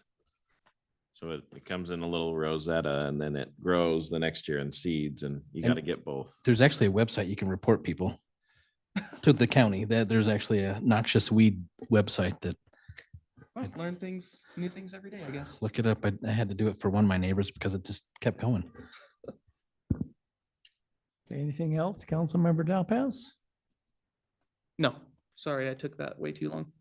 Councilmember Severing, would you like to report something on planning and building? Yes, thank you, Mayor, and it's going to be very short. Both Scott and Nate had nothing new to update us about. Okay, it's nice and short. Thank you. Nice and short, just like me. Councilmember Barker? So I need to ask forgiveness. I forgot to get with Jamie this week. I know. So I can give a park update, although baseball's going full swing. Pun intended. Yep. And it's great being at the parks every night and watching their kids play sports. But on mosquito wise, they're about to start hatching, so be ready for all the swarms. Okay. Thank you. Just informationally, John told me this, just in case you get an inquiry, we don't mow the dog park every week. So sometimes it gets, because it's not irrigated, but I know we've had some residents inquiring. It gets a little long, but just so you're aware, if you get that, we only mow that every other week because it is not irrigated and doesn't grow that fast. Okay, thank you, council members. Public comments. Anybody like to make a comment this evening, online or here in person? Okay, John, is there anyone, no one online? Well, for some reason, my screen's not working here. Sometimes if people move it, the power button gets bumped. No problem. So no public comments. Let's move on. Is there any comments from, I guess, John, you're the remaining staff. Me and Ryan. Oh, Ryan, let's start with you. I'm sorry. Do you have anything? Yeah, I can make a comment. Our survey's still open for feedback from our citizens on the website, and we're encouraging any local photographers or anybody's that's captured a really good picture of the North Ogden vibe, if you will, to submit some pictures for our new website. We encourage you to participate in that. And that's it from me. Thank you. John, do you have anything you'd like to comment on? 2 things, they both relate to flash vote. So at next meeting, we'd planned it for tonight, but felt like maybe it was one agenda item too many. We'll follow up on the flash vote that we talked about, park usage.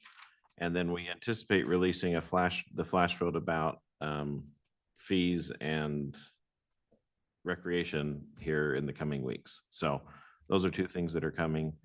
And then other than that, that's it. Okay, council, Councilmember Pulver.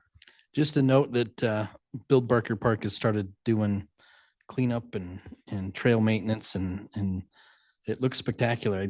I had some videos and stuff that I took, and it's the creek is hauling, lots of movement, so really good. Good turnout, I think, anyway. So good, thank you. Anyone else? Councilmember Severing? Yes, thank you, Mayor. There was just, I had one thing, Barker, John, on the prescriptive easement, everything is moving forward on that one. Or have we got that concluded, the prescriptive easement up at the Coldwater? Yeah. There's the landowner's not interested. He's come up with a few ideas on how the city could compensate him for access. So if we were going to head down that path, we'd have to look at other methods to get access than just asking nicely. Really? a vending machine that you insert a quarter to? Jeez. Part of the issue is the way that historical access to the canyon compared to after the subdivision that went in, it's right at the bottom of the canyon, changed that. So there's just a few hurdles that would have to be overcome. But, or, I mean, there is some discussion about, you know, maybe offering the property of the city for sale or some sort of trade for utility access to then have access to the road and stuff. But until then, people are technically not welcome to come that direction to get to the. From the landowner's perspective, correct. From, you know, people should talk to their own attorney as far as what the state code allows them to do. So the state code says any trail that's been used by people for 10 years or more adversely, it now becomes a public trail and anybody can use it. So if people have used a specific route without permission, you know, they should evaluate that rule for themselves. And I do know that the sheriff will get called for trespassers occasionally. Others have befriended the landowners and have gotten permission. So there's just, it's a lot more complicated, which these typically are. Cache County and Grand County and some others have done some of these trail cases and spent hundreds of thousands of dollars in lawsuits to get the trails opened. So. Okay. I did have two citizens reach out to me. The one question seems a little bit, maybe a little relevant after our budget discussion, but I did have a citizen hope that we were capable of making extra payments on the bond payment somewhere.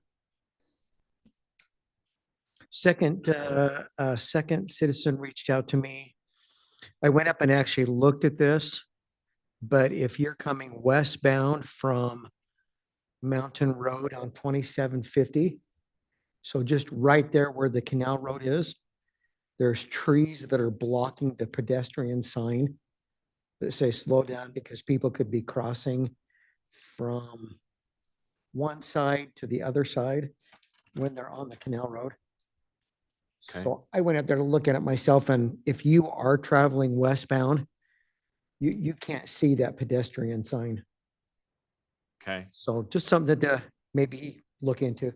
Well, and something that's really good is if folks will jump on the website, they can click the report an issue sign. I'll show it up here on the screen. But you can, so if you go to the homepage, you can go down to the bottom and hit report a public works issue. And then you could report that sort of thing. And then it'll just go straight into the work order system for public works. It'll go straight to Bowen and he can go out and evaluate it and sometimes take care of it. This kind of goes to what Councilman Dalpaz said about if residents will call dispatch, then it'll get taken care of quicker. Okay. Yeah. Well, it isn't, it's actually, it looks like to me, it's a private tree.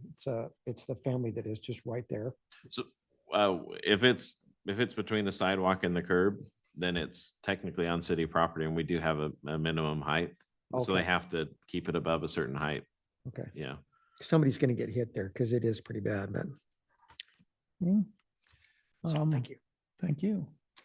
Let me, Councilmember Severing, did you inquire why they were interested in paying off the bond? They were just hoping that we could get the bond paid off earlier, a little quicker, like paying the principal on your house. Well, and I guess it'd be good to, as Councilmember Pulver has suggested, we have a memo to that effect.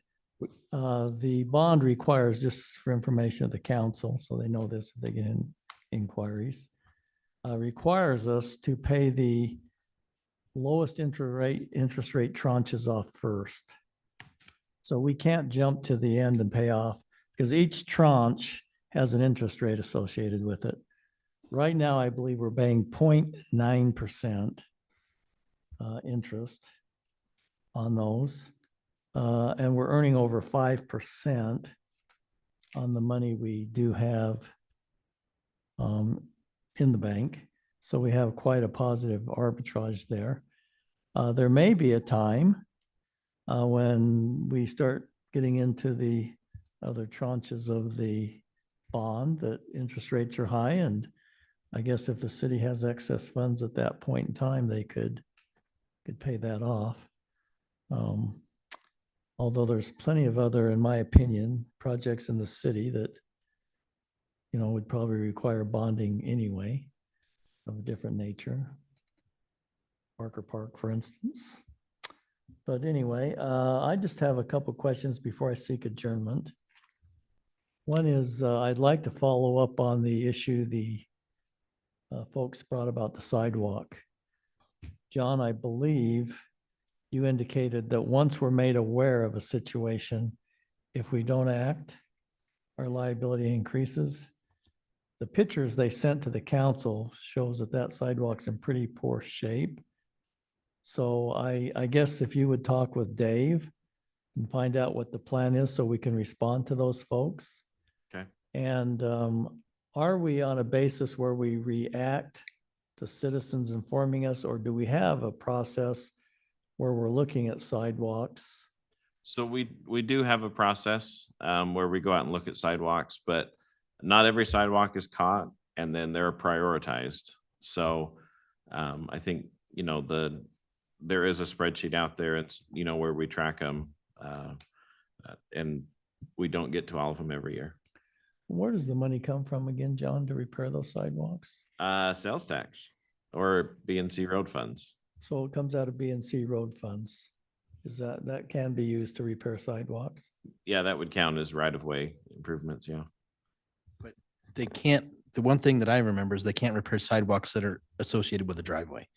So if there's an issue where your sidewalk goes through your driveway, that's yours, not the city's, if I remember right. Yeah, correct. That's in our ordinance, that the approach, and that needs to be done by the resident, because that usually is Oh. damaged because of what they've drove. So John, I would just encourage you to look at that spreadsheet and see if we have sidewalks that are in worse shape than that. Looks Okay. pretty bad. But we ought to report back to the folks based upon their inquiry tonight. Okay. Then I just have a question for Council Member Watson and Council Member Severing, how we're coming on getting interest in the amphitheater usage. Summer's coming up real quick. Any progress report on that? I've got, we've got one activity scheduled on wording July and everything. 17th. Yeah, I'll just forward. And then the other group that I had thought about inquiring for are actually going to be performing with July 4th Cherry Days. Other than those two things, that's all that I've been involved with. specifically. Any luck on your part? I've passed along some name and phone number to Stetson, so hoping that, you know. I just was saying that I've passed along at least one name and phone number to Stetson, who said she was willing to help reach out. So I think, you know, we're gonna have to push this hard for some time, but we did a little field trip, Blake and I, to go see the new Lights and Sound, and it looks fantastic out there. And Bryce, Jamie, they're really eager and willing to help work with people, and Stetson as well. There was a suggestion of having a video made that could help advertise to recruit more help as well, more shows. So I think we're on the right track. Okay, thank you. Is there any other comments before we seek a motion to adjourn? Councilmember Dalpas? Yeah, I'm sorry.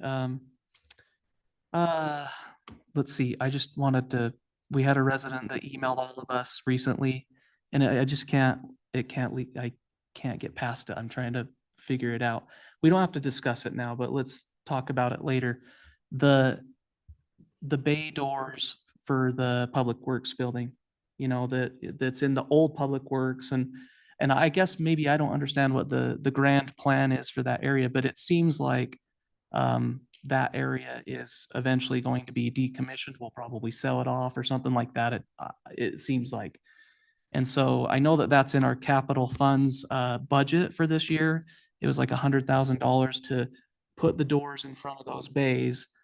And a resident mentioned it and had, you know, a little bit of a problem with it, because from his perspective, and I guess it makes a lot of sense, when will that be decommissioned? And is it like putting $100,000 into something that we might only have for a little bit?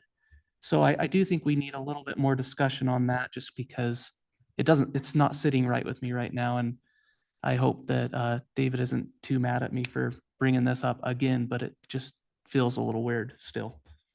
Yeah, because I think that the budget you approved tonight, that's in there. Yep. So at this point in time, unless you, as a council, change the budget, that's unauthorized expenditure.